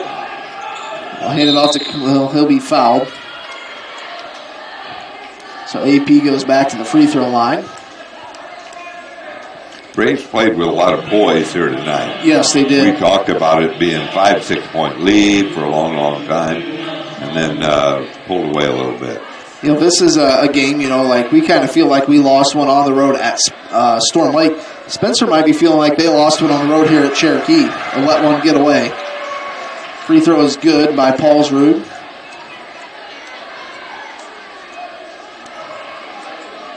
Free throw is up. No good. Hit the back of the rim. 63-52. Here's Petzenhauser. He'll drive. Shot is no good. Will Kobe be fouled? Yes, they have to call. And that's going to be an intentional foul as he went around the neck.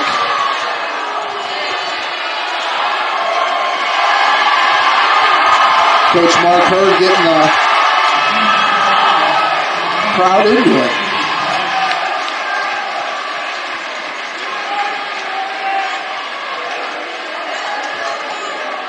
Nice to hear the nice loud crowd here at Cherokee Washington High School gym. Maroney fouls out with 8 points.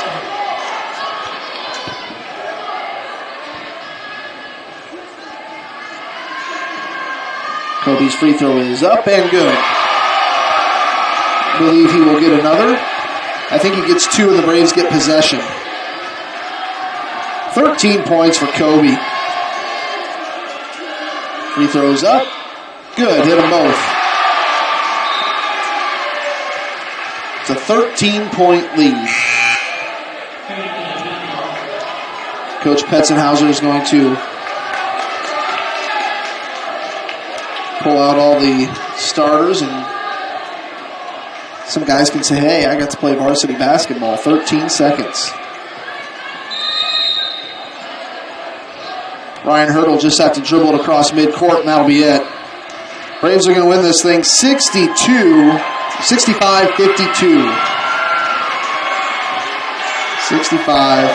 to 52. That's it.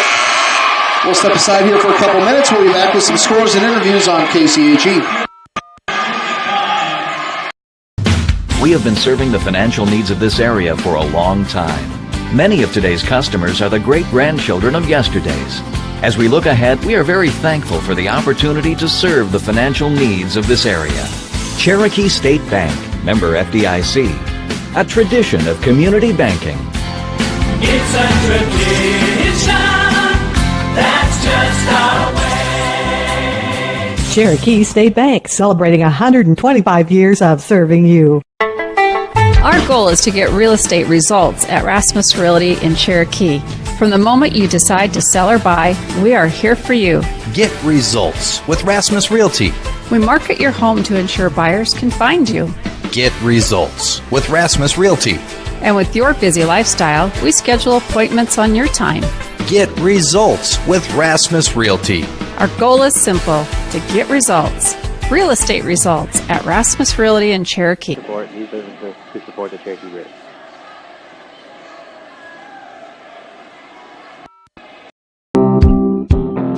Costly dental coverage and paying out of pocket are a thing of the past. At Ryder Family Dentistry, we now offer dental membership plans starting at just $14 a month for children. With this, you receive cleanings, exams, and routine x-rays plus discounts if procedures are needed. Don't pay a dime out of pocket for preventative care. We've got you covered with dental membership plans at Ryder Family Dentistry in Cherokee, your whole health family dental practice. Here for you so you can be you at Kiva Boutique in downtown Cherokee. Before the weekend hits, hit Kiva Boutique in downtown Cherokee. A night out with the girls, a formal event with friends, a family function, or a working weekend. For each of your life's occasions, there is an outfit for you at Kiva Boutique. Style, selection, and service. Here for you so you can be you at Kiva Boutique in downtown Cherokee. 40. That's 225-2840. Whittle Electric, not the biggest, just the best. Let's take a look at the scoring. Again, final score, the Cherokee Braves defeat Spencer 65-52. 13-8, the Braves led at the end of the quarter. Halftime 26-24 Braves. 45-40 the Braves, so they led it every quarter. They win it going away 65-52. Alex Paulsrud 8 points for Cherokee. Will Luger had 2 points. Kobe Grell had 14. Braden Farber had 7. Mason Carver had 2. Ryan Hurd had 19. And Joe Benson had 13. For the Spencer Tigers, Garnett 19 points. Carter Petzenhausen 11 points all in the second half. Kyle Maroney with a total of 8. Ethan Schmidt had 5. Isaac Pingle had 3. 1 for Landon Ellis and 3 for Evan Johnson. Again, the final score 65-52 Cherokee. And we'll have a few guys joining us here. I think Ryan. Who's coming first? Ryan is. Got Ryan Hurd here. I know you were probably wondering. I knew that the Mavericks don't have Porzingis. Oh, excuses. How fun was this to win this game in front of your home crowd here? Yeah, it was awesome. We all actually got a water bottle and we went in the locker room and squirted my dad. So he's soaked right now. He'll come out. But it was awesome. A great team win. Just talk about this Spencer team. That 1-3-1 zone kind of really had them kind of stifled a little bit. With Spencer, you're never going to really blow them out. They're always going to be in the game. They're a well-coached team. And, we just came out. We had the home crowd to our advantage, and we played our butts off. And Carter Petzenhauser, what did you guys do to slow him down? He usually scores about 20. I think how many did he end up? Ended up with 11. So what were you guys able to do to slow him down? We just played our defense. We don't care about any names, nothing. We just play as a team, and we know that if we play as a team, we'll beat the other team regardless. So I understand if there was a victory tonight, is there a little bit of reward when you guys go to Sioux City tomorrow? Something about IHOP? That's been the thing. In Kansas, in years past, we've always gone at 1 in the morning, IHOP, and it's a great team bonding thing, and we love it. I'm guessing you'd probably go after the game tomorrow. Yeah, I think so. What's Ryan order when he goes to get something to eat there? I'm a classic, just home-style, 5 original pancakes. Can you put down 5 pancakes? Oh, you bet. Definitely eat that after the game. All right, thanks for stopping by, Ryan. We'll see you tomorrow. Thank you. All right, and I think we're going to have Alex Paulsrud join us here. How's Alex doing? Probably feels pretty good to win this one here. Hold on, let me get this at home. There you go. All right. How fun was this to win this one at home? Oh, man, it was something else. The Spirit Lake game was one that stung us pretty well, and we knew coming in this was going to be Spencer likes to grind the game out. And, I had people ask me last couple of days, are you going to score 80 points again like you did at Manson? And I was like, I wouldn't expect it. They like to grind us out, and we did. We played with them, and I'm just so proud of the guys. Talk about that 1-3-1 zone, and Spencer. Once they get across midcourt, they'll shoot from anywhere. Talk about defending that. Yeah, anybody that's watched us recently, our 1-3-1 has been very, very effective. Spirit Lake didn't make a first attempted shot till the second quarter. And so with Spencer, that number 3, he was pulling up from about the spike line. So coach was telling us, just get a hand up, but obviously those percentages are a lot lower. Talk about a young teammate of yours, Joe Benson, comes out, hits some big threes in the third quarter, and then after he slid in the bleachers, you were the first one over there to talk to him. Were you just kind of making sure he was okay? Yeah. First of all, I was, his shots were so big. When I went over there and picked him up, I was just like, don't feel like you have to do any more. You gave this team all you had. I love the kid's hustle. I love what he gives the team. And, I was just telling him I was proud of him as a sophomore. How excited are you for tomorrow taking on Sioux City North at the event center? Yeah, I played there 2 times in my career, and it's always a fun place playing underneath the lights. And this is the quickest rebound game I think we've ever had. 2 games in about 16 hours, but adrenaline will kick in. And we'll take care of business down in Sioux City. After a game like this, how tough is it to kind of turn it off? Go home, go to bed. It's tough to do that sometimes, isn't it? Exactly. I'm still recovering from my sleep schedule at break too, so it's I probably won't go to sleep for a while tonight. That's for sure. So what do you do when you can't sleep? Xbox, PS4. What do you do? Oh, geez. Well, depending on if the girl's around or not, I'm hanging with her. But other than that, I like to play. My brother Jackson and I, we play a lot PS4 together, so I like bonding with him, and we have a good time together. Sounds good. Thanks, Alex. We'll see you tomorrow. Thanks, Keith. Have a good night. Yeah, you too. And we're going to have Trevor join us here. So we'll ask Trevor Lundquist, on that 1-3-1 zone defense, talk about how important it is. You're athletic, you're quick, you're getting some steals. Talk about how fun it is to play that 1-3-1. Yeah, it's super fun, especially when we're talking. Me and Joe do a really good job of just running baseline, and it's just super fun. When you guys played man before, it kind of seemed like you always kind of had to guard the quickest kid on the other side. Do you kind of feel a little relieved, playing this 1-3-1? Yeah, it gives me a break, but it doesn't at the same time. I'm always running that baseline, but it's nice to get a little quick one. How much fun was this to win this big conference game here at home? Oh, it was huge. We've struggled with confidence in the past, and this was a big win for us, especially at home, and hopefully it carries over into tomorrow. How excited for tomorrow are you looking forward to playing at the event center? Yeah, it'll be a good time. We always usually look forward to playing there just because of the environment, and we don't usually get that. So I hear Coach is taking you out to IHOP if you guys won this game. Is that's the rumor? Yeah, that's been our place. I don't know. IHOP was just a thing that we started going to after a win, and we love it. So. Ryan says he can put down a stack of 5 pancakes. Are you gonna match him? Oh, I usually out-eat everybody there. So you're one of those little guys that eat. Well, not a little guy, but you eat a lot. All right, hey, thanks, Trevor. Yeah, thank you. All right, we're going to have Kobe Grell join us here quick.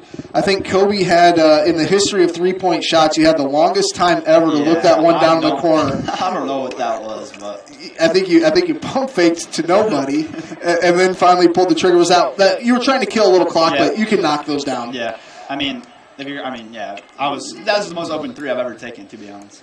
Talk about that third, fourth quarter there. Yourself and Joe Benson. Kind of seems like once one of you hits a 3, it kind of starts becoming a little contagious. Yeah, it's exactly like that because in practice, once someone hits a 3, it's just bang, bang, bang, bang, bang. So we know if we hit one in the game, everyone's gonna get it going. Talk about you got that intentional foul.